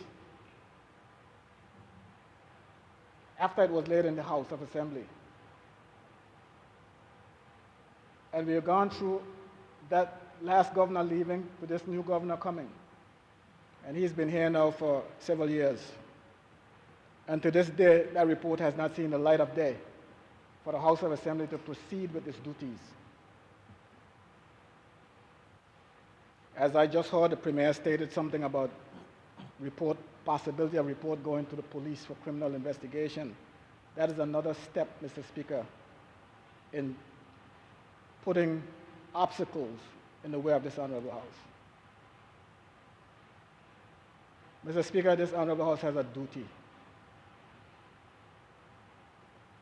And when I say the Honorable House, the duty that this House has, Mr. Speaker, it's the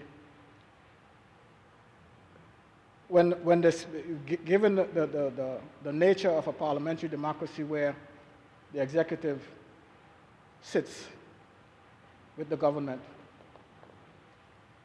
and usually, Mr. Speaker, governments, both front bench and back bench, are expected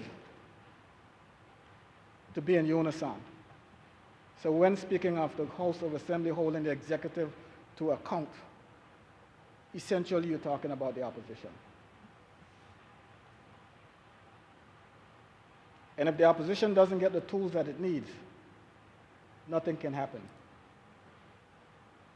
So I want to express, Mr. Speaker, the importance of this information that the House needs. And I want to express the importance of the subject matter, Mr. Speaker. So, Mr. Speaker, people ought to know. People ought to know what it is we're talking about when it comes to this report, Mr. Speaker. What's the subject matter? We're talking about an airline, Mr. Speaker, that was supposed to fly people from Tortola to Miami, or Beef Island to Miami. So what was this agreement, Mr. Speaker? What's this agreement? What was it? We need to know about the agreement, Mr. Speaker.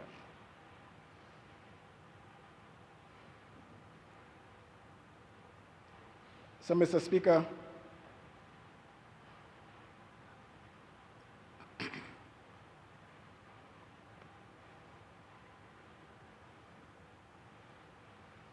Mr. Speaker, there was the framework agreement, Mr. Speaker,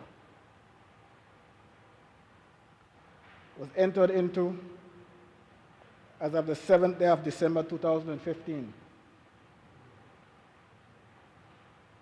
by and among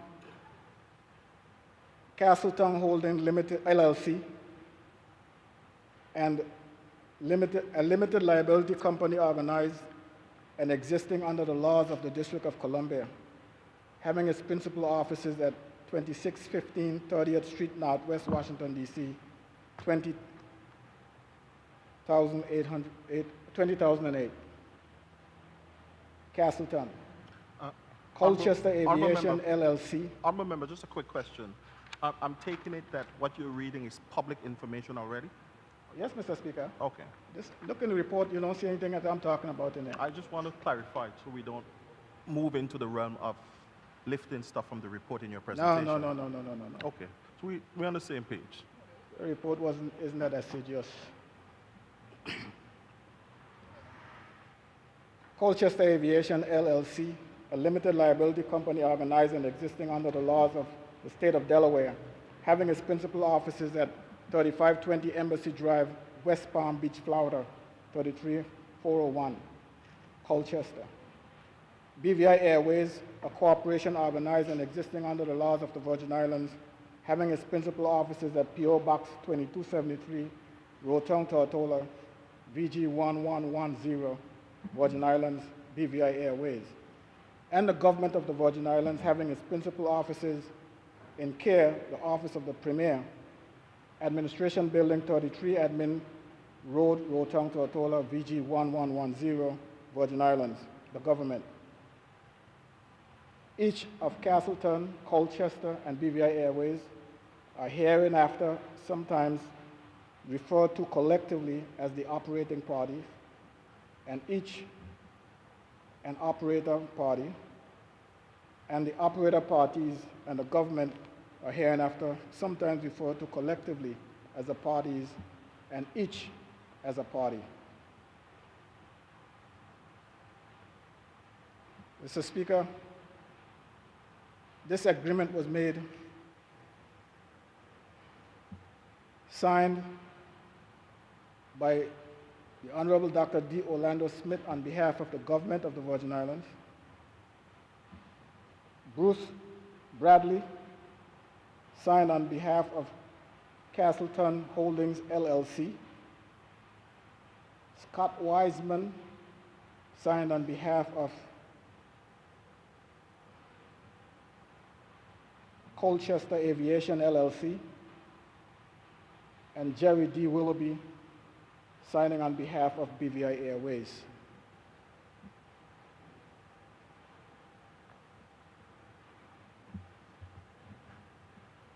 Mr. Speaker, the report that the governor received, there's a stipulation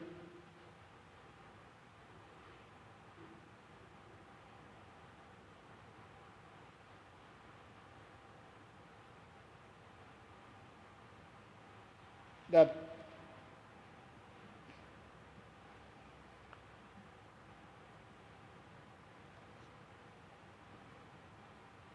Mr. Speaker, and whereas in the case of the December 7, 2015 agreement between Castleton Holdings, LLC, Colchester Aviation, BVI, and the BVI Airways and the government of the Virgin Islands, the Auditor General has become satisfied that there was a matter to be brought to the governor's attention. And the Auditor General has prepared such report and has around January 27, 2020 submitted it to the governor. Mr. Speaker, the question as to when the governor received the report,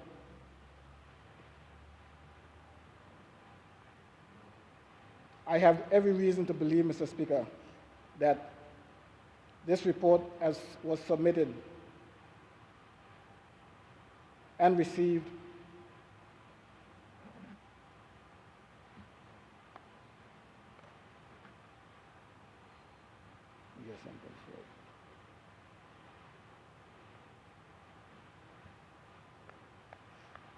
Yes, Mr. Speaker.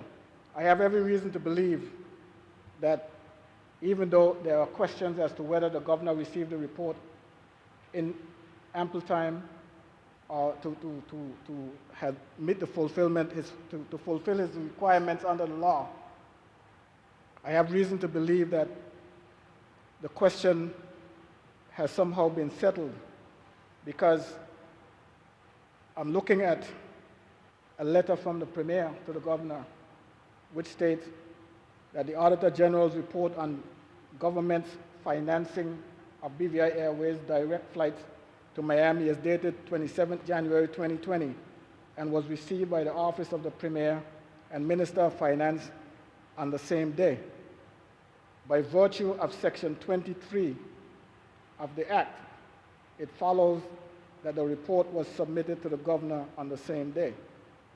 Mr. Speaker, I have seen correspondence where the governor is saying that his office received the report on February 7th, and he then received it sometime later thereafter.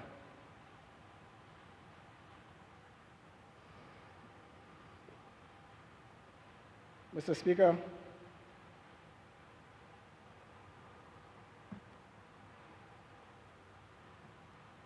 the Audit Act, in no uncertain terms, Mr. Speaker, prescribes that the report shall be laid on the table in this Honorable House within 3 months of receipt, from the date of the report. It is now 1 month and 1 day, or should I say 4 months and 1 day, since that report was submitted and received on the 27th of January. Mr. Speaker, I have every reason to believe that there is some form of a cavalier attitude towards this Honorable House coming out of the governor's office. And it has to stop, Mr. Speaker. I think that if we don't call him out on this behavior, it will continue. Mr. Speaker, like I said a little earlier, there was a report that was brought to this Honorable House, which, as you see, based on the revised standing orders that changed matters, we were unable to debate the report. Now, how funny things get, Mr. Speaker. How times changes things. Somewhere around 2012,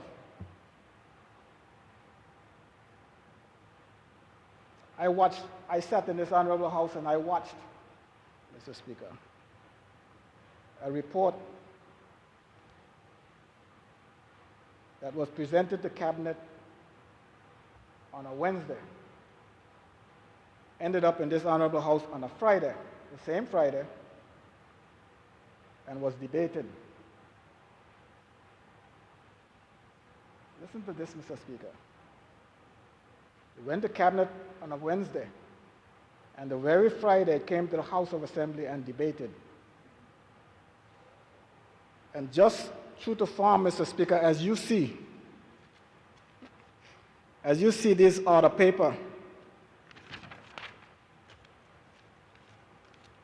it says item 1, prayers. Item 2, confirmation of minutes. Item 3, announcements by the Speaker. Item 4, statements by ministers. Item 5, presentation of papers. And it goes all the way down to item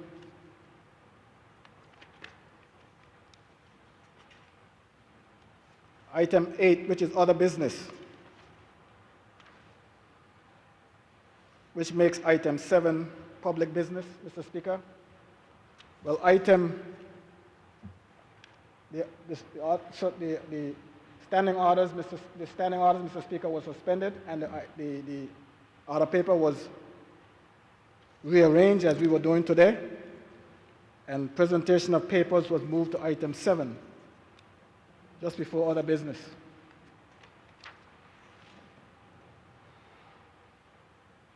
Purpose being, the government had already formulated a plan to lynch someone in the House of Assembly that day with a report that went to Cabinet on Wednesday and came to the House on Friday.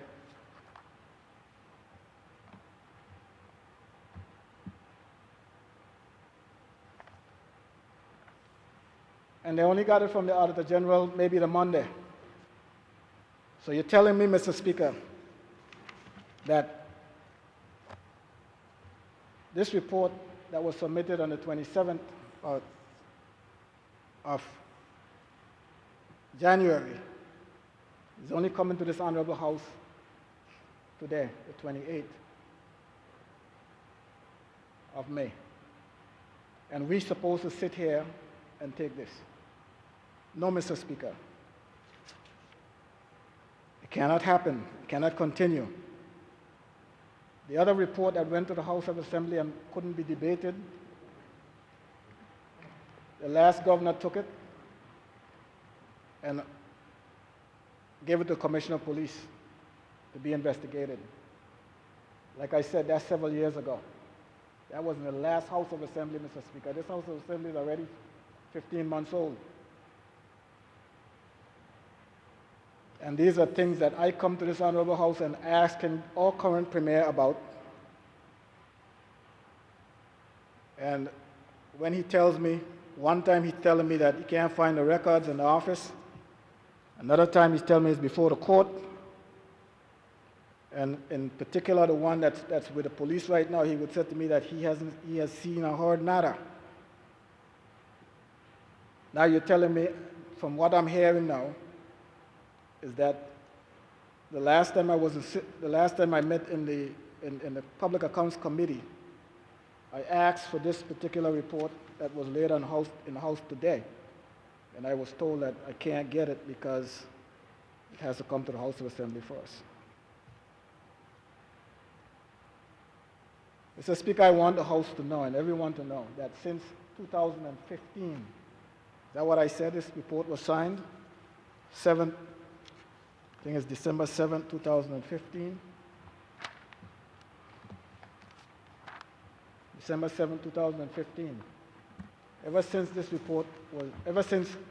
agreement was made, Mr. Speaker, I became excited about the project.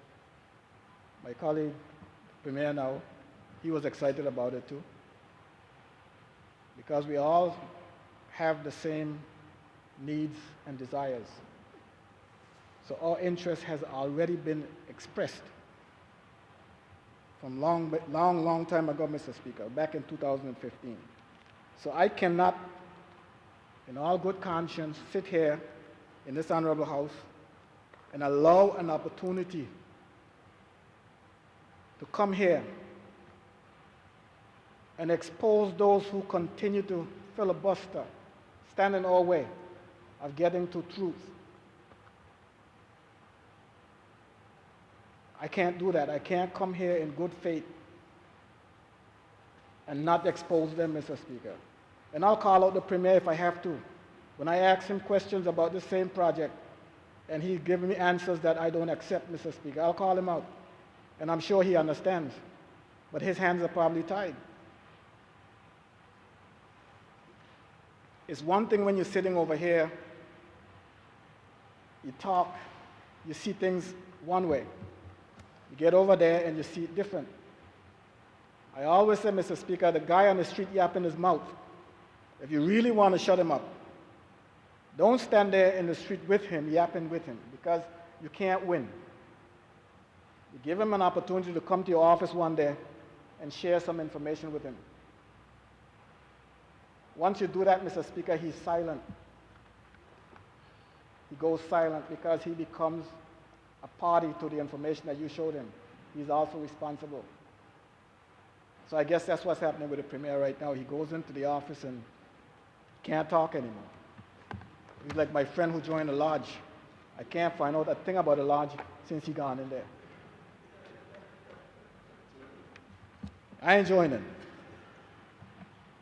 I ain't coming over there. He gonna tell me one day. He has to pass my speed bump every day.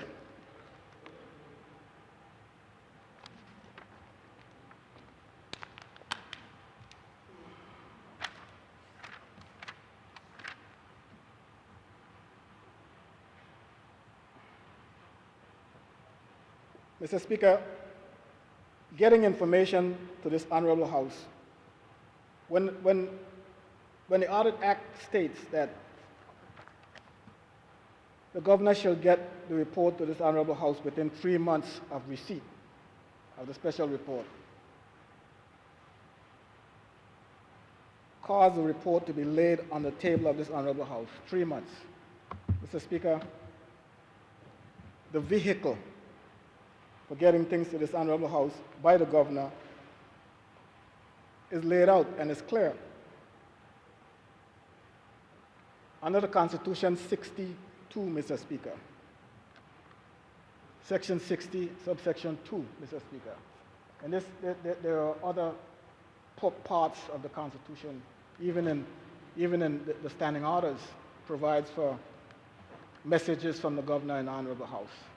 But it says, Mr. Speaker, the governor acting after consultation with the Premier may assign to any member of the cabinet responsibility for the conduct on behalf of the governor of any business in the House of Assembly with respect to any of the matters mentioned in subsection 1. Now, Mr. Speaker,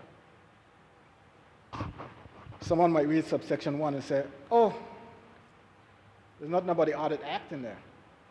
But, Mr. Speaker, what's important is that the vehicle exists for the governor to get his business into this Honorable House through any member of the Executive Council, and that includes the Attorney General. Last time I checked, he was a member of the Executive Council, a proud member too, Mr. Speaker. Just like he's a proud member here, but I didn't want him today. It's my friend. AG. Everybody wants to put the AG on the spot. Everybody. You gotta leave the AG alone sometime. Give him a break. So Mr. Speaker, there is no question, there's no excuse for us to be here 4 months and 1 day after the report was received. 4 months and 1 day for something that should have been done within 3 months after being received by the governor. And we are not supposed to be sitting here, Mr. Speaker, and accepting this. You spoke earlier when you made your presentation on the same matter regarding the little read between the governor and the premier, that this is an institution. This is the legislature. It's a co-equal branch of government, the highest lawmaking body in the land. And in true democracy, Mr. Speaker, true democracies, which I rubbing a thin edge right here when I said that the parliamentary democracy is getting there, if they would expound upon it a little more. I see they got a Supreme Court now, but it's getting there. Mr. Speaker, true democracy, we would really be separate. Really be separate. In other words, when we come in here, you wouldn't be seeing the ministers of government in here with us.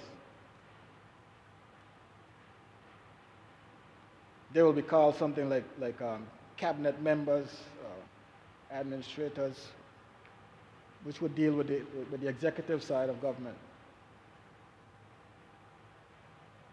But be so as it is, Mr. Speaker, even the way it is right now, it still provides for us to be separate and equal.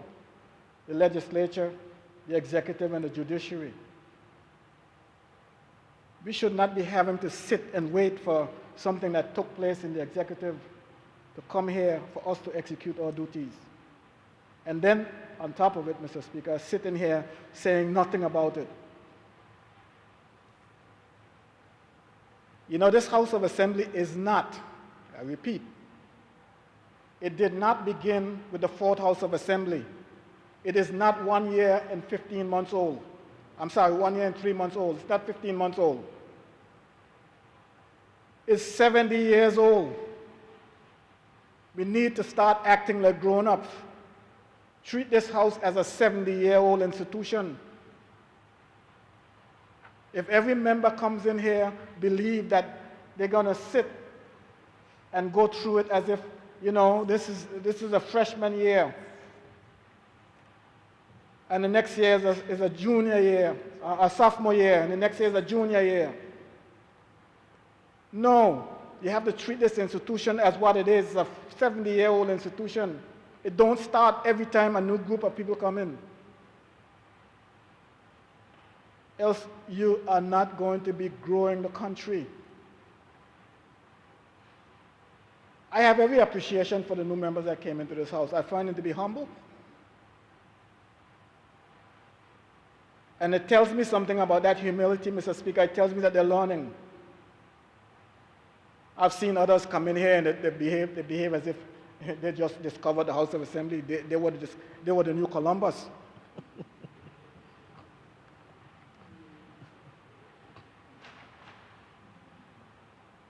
Mr. Speaker, we have to make sure that we send a message. Send a message to the governor that when we sit in this honorable house and when we get elected to be a government, you know, the 13 of us, and as you would say 15, Mr. Speaker, when you look at us, you're looking at a government, This is, we're talking about 3 branches of government: the legislature, the executive, and the judiciary. You're looking at a branch of government. Individually, collectively, we are a branch of government. Yes, we don't have the cash like the executive. They got the budget. But they can't get that budget unless it passes through us.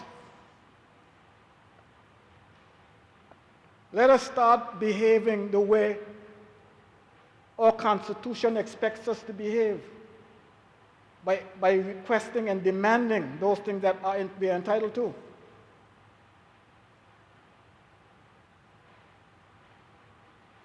So it's not just my voice alone.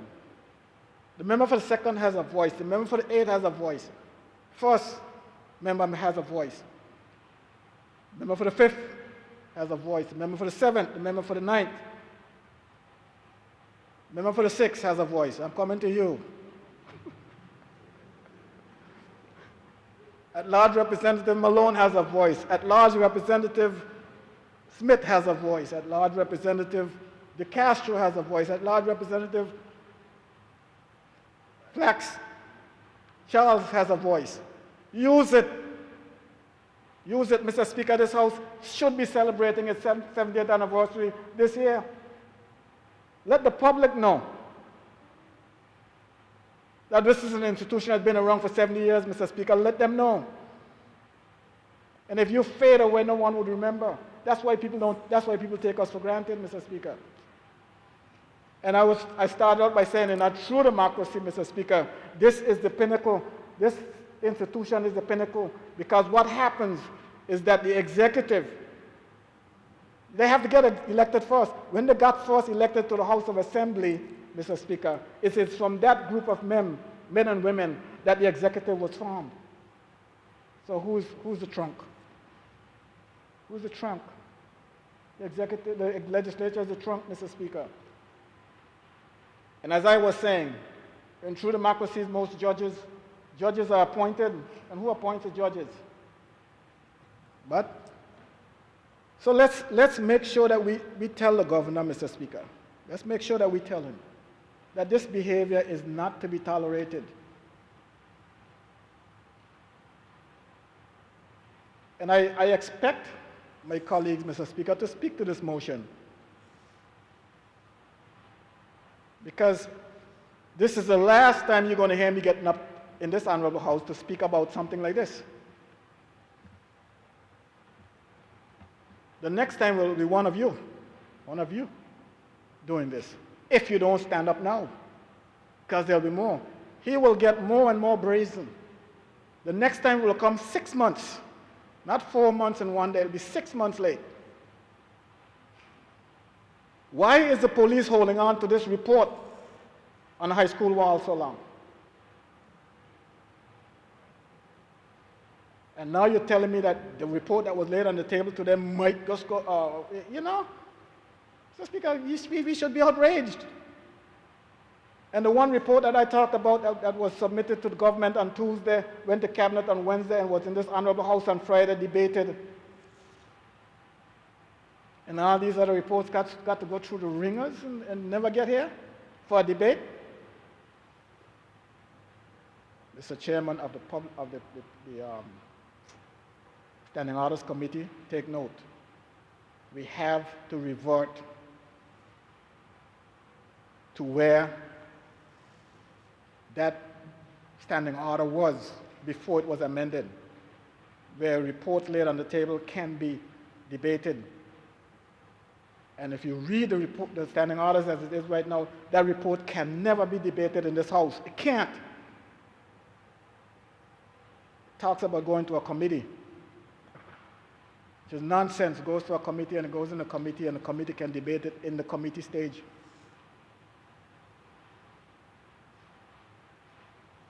Now, of course, you may not want to amend it because pretty soon you're going to be the one on the opposite end. So, I mean, you guys are smart. I mean, you'll figure that out. So it may not get amended. But all I could do is make my observations as things that are not right.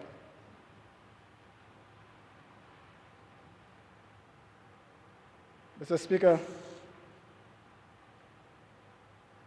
whereas there is substantial documented evidence that this House of Assembly has attached tremendous significance to this report in its constitutional responsibility to hold the executive accountable and transparent in its dealings with this agreement, which evidently has gone wrong.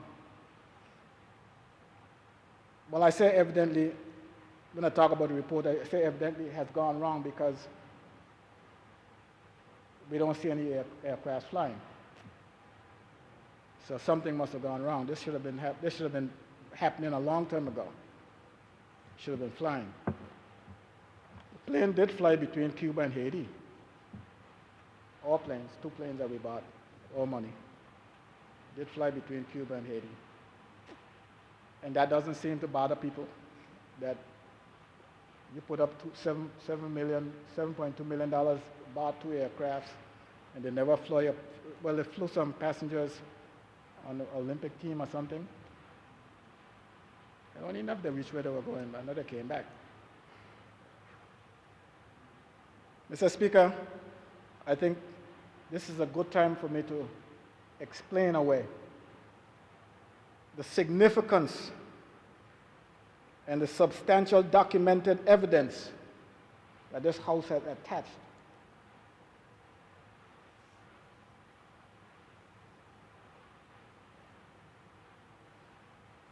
to the report.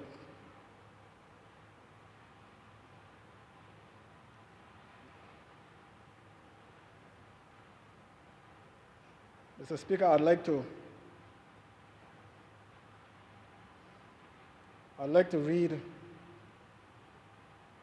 the correspondence that the Premier sent out.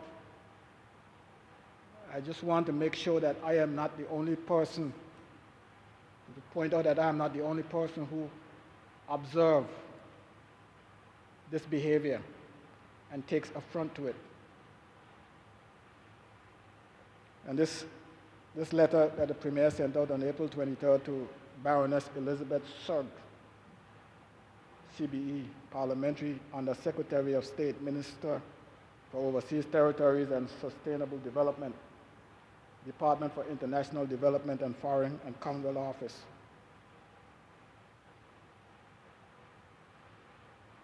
He wrote, this is to highlight the importance and the concern we have, Mr. Speaker, about reports not getting here as legislated. We're the ones who make the law. If you're not going to hold people accountable to and responsible for the law that you obeyed, what's the use in making it? It becomes just nothing but a paper tiger flopping your jaw, right? The law was made in, it says 2003. I was very much here. So was the Premier. He was here too.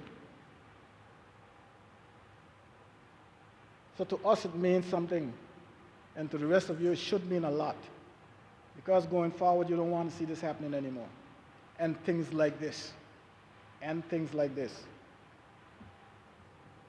He said, "Dear Baroness Shug," I hope I'm pronouncing it right, but retabling of the Auditor General's report on government's financing of BVI Airways direct flight to Miami before the House of Assembly. A pleasant good day and God's blessing to you and yours. I am forced to report another incident in which His Excellency the Governor, Augustus J.U. Jasper, has acted with disregard for the laws of the British Virgin Islands, BVI, compromising our efforts at good governance, and exposing the BVI government to unjustified criticism at home and abroad.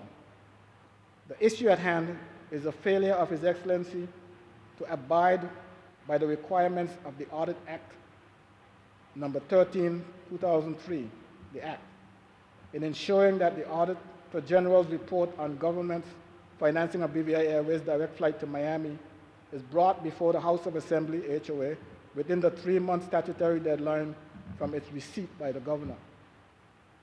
Section 22 of the Act stipulates that the Governor shall, within 3 months of receipt of a special report, cause the report to be laid before the Legislative Council.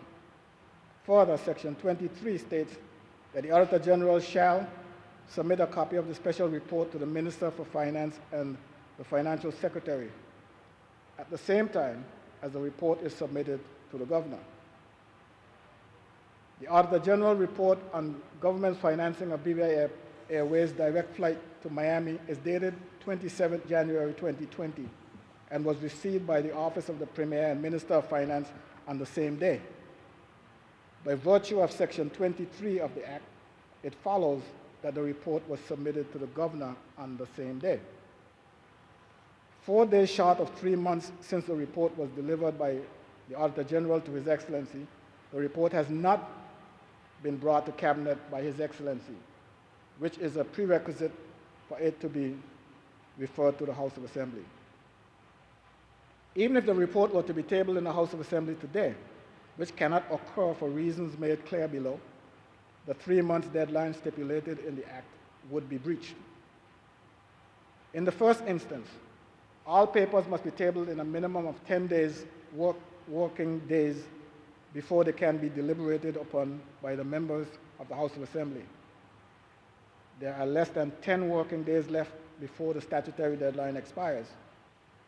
Secondly, the delayed action by the Governor in presenting the report to Cabinet has left Cabinet with very little to no time at all to engage in any meaningful examination, consideration, or deliberation with respect to the contents of the document.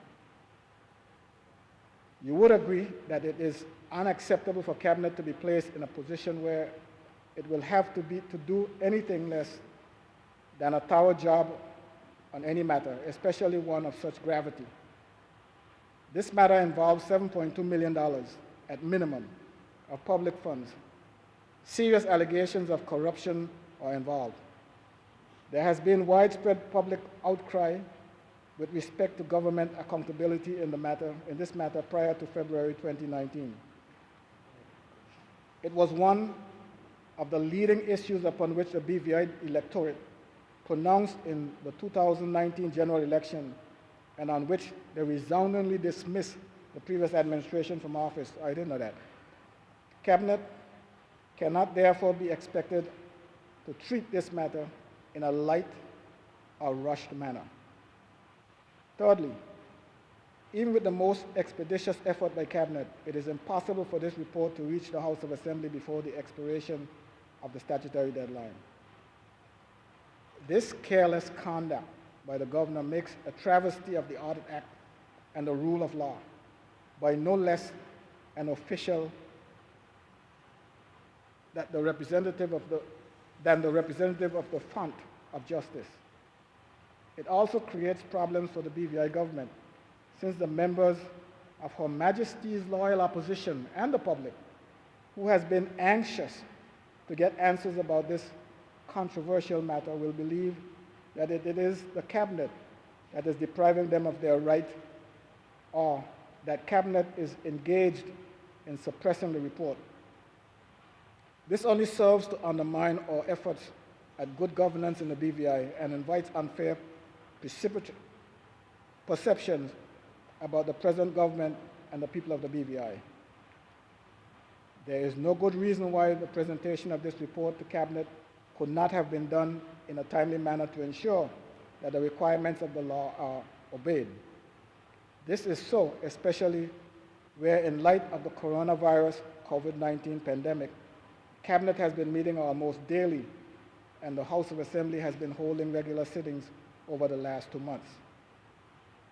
You would understand that in the interest of full transparency, accountability, good governance, and fairness, I am obliged to also disclose what has transpired in this matter to all members of Cabinet, all members of the House of Assembly, and the Auditor General who are hereby copied. You would also appreciate that it is important that the parties who are directly concerned with this matter must be made aware and that the record must be clear as to where the responsibility lies with respect to the delay in this report being presented to the House of Assembly and any unfortunate consequences that may arise from this. Do have a blessed day. Respectfully, signed Andrew A. Premier of the Virgin Islands, and was copied to Ben Merrick, Governor of the Virgin Islands, all members of Cabinet, all members of the House of Assembly, Auditor General. Mr. Speaker, that's one powerful statement made by the Premier regarding this late submission. And I agree. I agree with his position that there is no good reason for taking the law of this land seriously enough to present the report in a timely manner. I agree, Mr. Speaker, that it is stepping in the way of the House of Assembly in getting its work done. And that's why, Mr. Speaker, I am so convinced that what I am doing here today is what needs to be done. It's the right thing, Mr. Speaker. Mr. Speaker, and there's more. Like I stated earlier, the importance that this House has attached to the report. And there's documented evidence, Mr. Speaker, of the many times that this House of Assembly has expressed an interest in this matter. Mr. Speaker, I will give you a timeline of the many interventions that I've made, and an equal number or maybe more that the then leader of the opposition, now Premier, has made in this matter.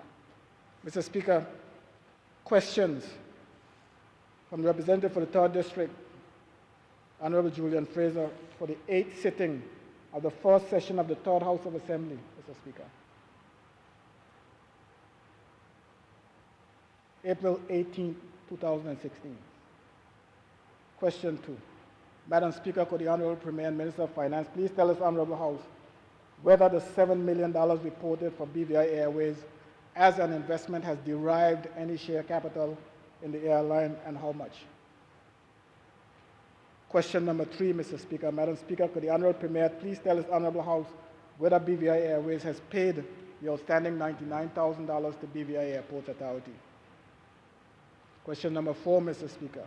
Mr. Speaker, the Honorable Premier, Madam Speaker, the Honorable Premier provided this Honorable House with a copy of the investment agreement between the Government of the Virgin Islands and BVI Airways. Or could he present it, Mr. Speaker?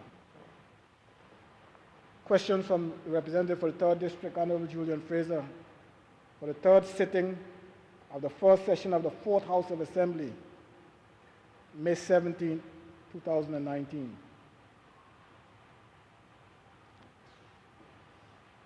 Mr. Speaker, for several years, the opposition has been stonewalled and at times downright refused answers relating to BVI Airways and a related missing $7.2 million of government funds.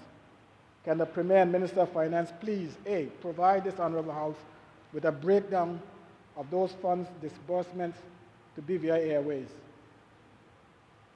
Still waiting for that, Mr. Speaker. B, provide this Honorable House with a breakdown of BVI Airways disposed of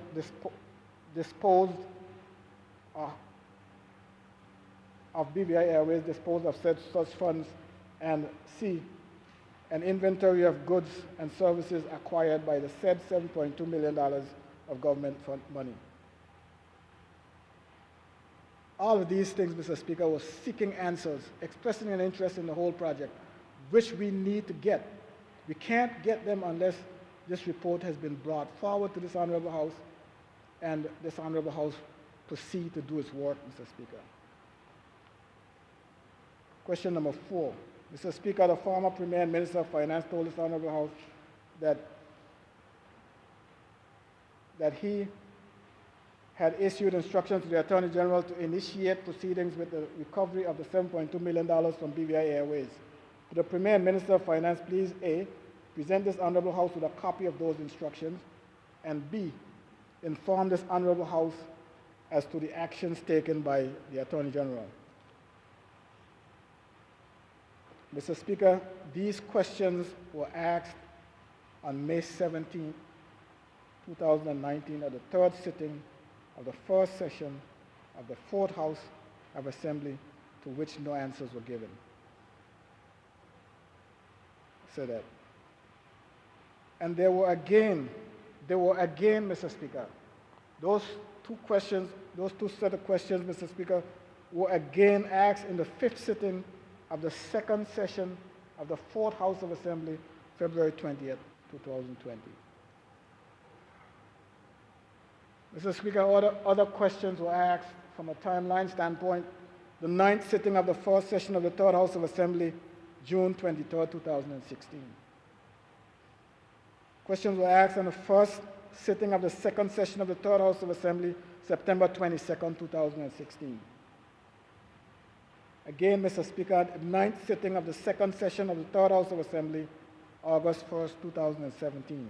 Questions were asked. The fourth sitting of the third session of the Third House of Assembly, April 26, 2018. Questions were asked. The sixth sitting of the third session of the Third House of Assembly, July 28, 2018, Mr. Speaker, questions were asked. At the first sitting of the fourth session of the Third House of Assembly, September 13, 2018, questions were asked. And at the seventh sitting of the first session of the Fourth House of Assembly, Mr. Speaker, October 17, 2019, questions were asked again about the same project, Mr. Speaker. So, Mr. Speaker, this is not something that's just surfaced and someone trying to be malicious. We have to keep the fire burning. As you can see, Mr. Speaker, this thing has been going on since 2015. 5 years now, running.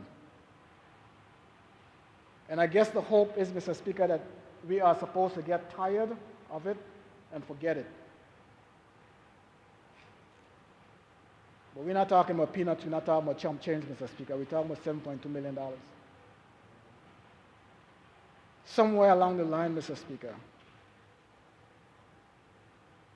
it is the responsibility of this House of Assembly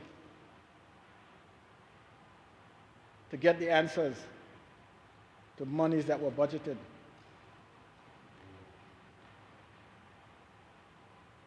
We have to. It is a standing provision, Mr. Speaker, and it is in the Constitution as well, that the Auditor General is to prepare a report and audit the accounts of the House of Assembly and all government departments. That's a budget each year.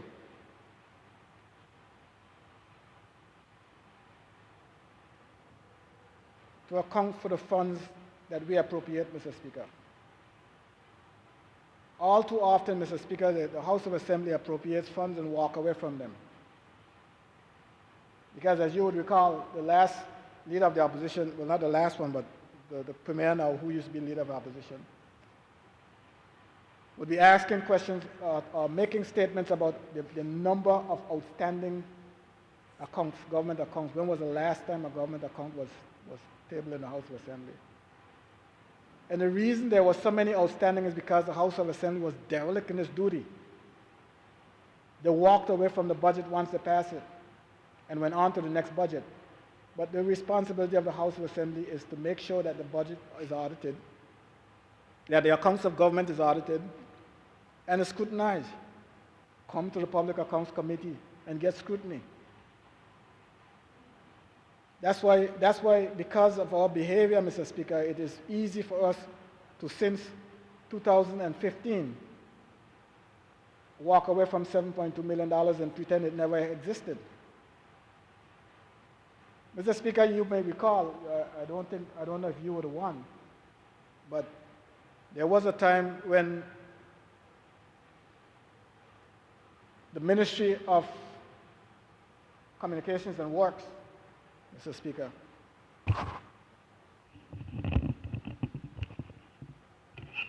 in conjunction with the Ministry of Finance, had authorized the transfer of several $1 million, I think it was $6 million, to BVI Electricity Corporation, Mr. Speaker, for the purchase of a generator. And Mr. Speaker, may I let you know that hell broke loose. And we had to get, we went ahead and got the money back from the BVI Electricity Corporation, got the money back. Hell broke loose because everybody believed that it was being used for something, going to be used for something else other than purchase a generator. A generator that was needed because the BVI Electricity Corporation didn't have the capacity to produce electricity for a project that was taking place. And I lived long enough, Mr. Speaker, to see the project come to fruition. And so said, so done. They didn't have the capacity, so they ended up renting generators from Puerto Rico at a cost that no one is talking about. A cost that no one is talking about. That whole operation, Mr. Speaker, from the time the money was transferred to BVI Electricity from government to the time it came back to the government coffers, was less than 6 months. 2 months, 3 months maybe 3 months tops. And here we are, 5 years hence, and we can't tell where $7.2 million is. We can't get our hands on it. So Mr. Speaker, it's not something that you can walk away from. Maybe I wasn't supposed to be here. Maybe if I wasn't here, Mr. Speaker, I wasn't supposed to be here. The Premier would have been here, but he is so preoccupied with all the things that are going on. Throw COVID-19 on it, that's even more problem. And besides, how is he going to investigate himself? He's a Premier now, so he can't investigate himself. So the matter would be swept under the rug.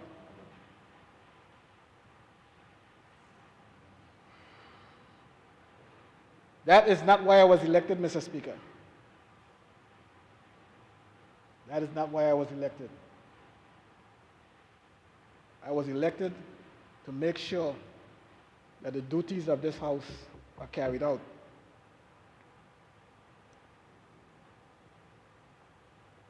Mr. Speaker, speaking of late submissions of reports, you would recall 2 sittings ago, I think it was, I came in this House and debated the issue of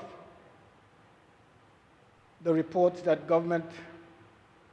I thought that government didn't bring to the House in a timely manner on this COVID-19. It was a proclamation, Mr. Speaker. And I felt that way about that, and I feel this way about this. So this is nothing new about me. Like I said, Mr. Speaker, this institution is, I've become a part of it. And if you don't make sure that these things live on, they will die. They will die, Mr. Speaker, a natural death. There is no reason, Mr. Speaker, that if all 13 of us go to the poll next election and none of us come back, that the people who comes in can't take up from where we left off with a 70-year-old institution. At that time, it would be 73 years old or so, 74, 73 years old institution. Instead of taking up from a 1-year-old institution or no years old institution. That's what institutions are. They have a life. They live in perpetuity. Because when they come, they'll have a new speaker, new everybody. That's why the clerk is permanent, Mr. Speaker.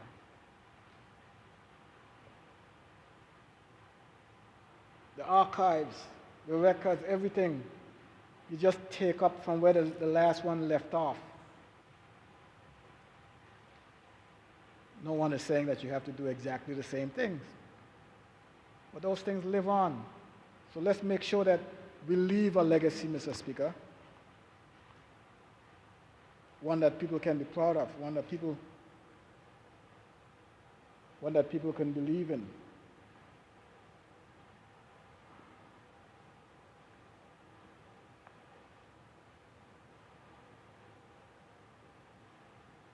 And Mr. Speaker, I just want to re-emphasize the importance, Mr. Speaker, and the relationship between the cabinet, which is where this document came from, or where it was, to this House of Assembly and us getting our duties executed. It's under the cabinet, Section 47(3) of the Constitution, Mr. Speaker. Section 47(3) of the Constitution. The cabinet shall have responsibility for the formulation of policy, including directing the implementation of such policies insofar as related to every aspect of government, except those matters for which the governor has a special responsibility under Section 60. And the cabinet shall be collectively responsible to the House of Assembly for such policies and their implementation. The cabinet shall be collectively responsible to the House of Assembly. We can't hold them responsible if we can't do our work. If something has to come to you to get to me and you don't bring it to me, Mr. Speaker, that means that you can roam free. One thing I can't do, Mr. Speaker, is to get in my car or catch a ride or however I do it and go to the admin complex and go up to the Premier and tell him I want him to bring this document, give me this document from the cabinet. I can't do that. But I sure can come here, Mr. Speaker, and demand that he brings it. And that's exactly what I'm doing. I'm demanding, Mr. Speaker, and I want this House in this motion to own your right. Own your right, Mr. Speaker. It is all right through the law to get a document that was prepared by the Auditor General and forwarded to the governor. It is all right to have it on that table within 3 months. It's the law of the land. I want us to own our right to them, Mr. Speaker. That's why I'm saying to you, Mr. Speaker, and this Honorable House and all members, now therefore be it resolved that this Honorable House reprimand the governor for violating Section 22 of the Audit Act 2003 and obstructing the duties of the House of Assembly under Section 47(3) of the Virgin Islands Constitution Order 2007. I rest, Mr. Speaker. Thank you. I thank the senior member of the House and representative for the 3rd District, the Honorable Julian Fraser. Honorable members, before we continue the debate, I want to indulge you to request whether we break now for lunch, or is it your wish that we continue? Because I'll be opening the floor for debate on the member's motion.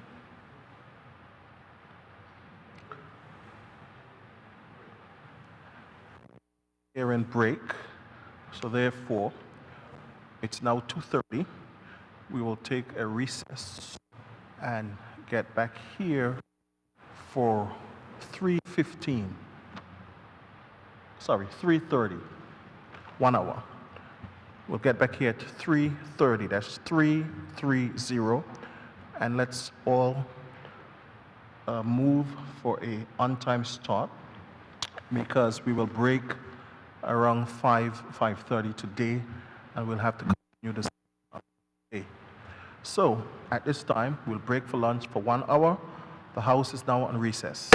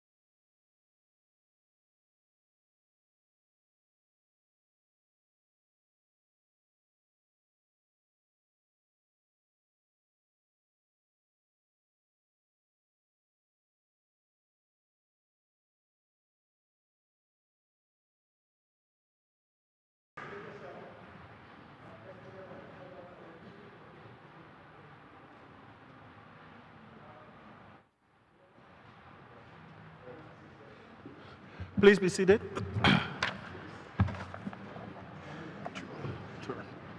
20. Honorable members, regretfully, the leader of government business have advised me of an emergency that he has to deal with. So we will have to recess the House until Wednesday, June 3rd, 2020 at 2 p.m. Wednesday, June 3rd at 2 p.m. And we will continue with the debate on the motion brought to this House by the senior member and representative for the 3rd District.